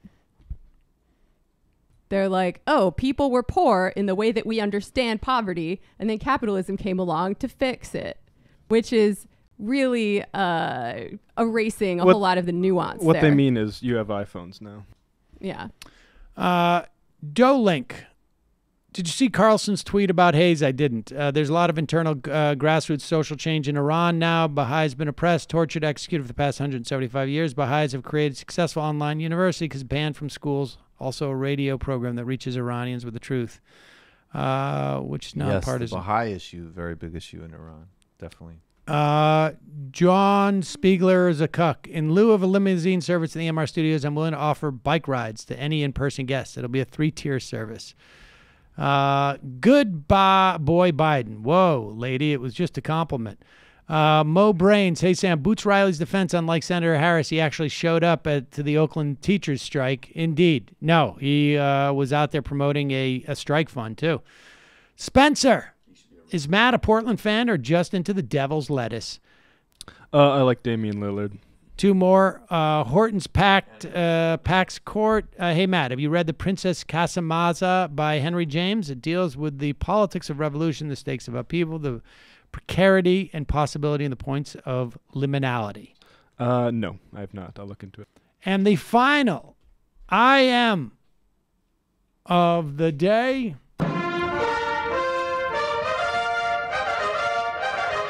Rando, did you guys see that Saudi Arabia gave Khashoggi's kids a bunch of money? Didn't get a chance to talk about it today. We'll talk about it tomorrow. See you tomorrow. It might take all the strength I got to get to where I want, but I know somehow I'm gonna get there.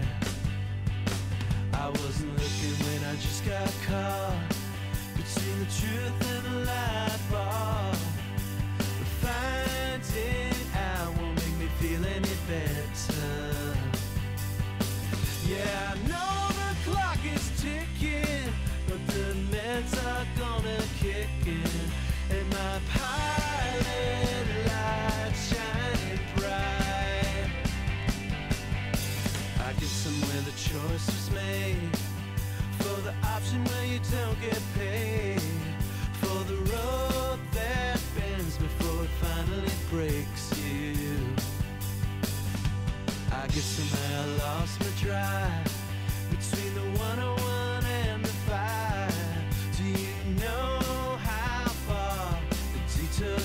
fix you.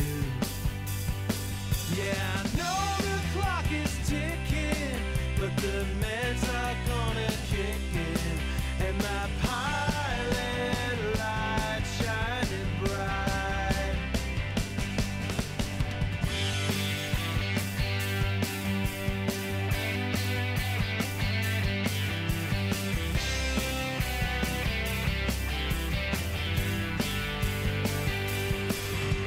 The months drifted into years while I shifted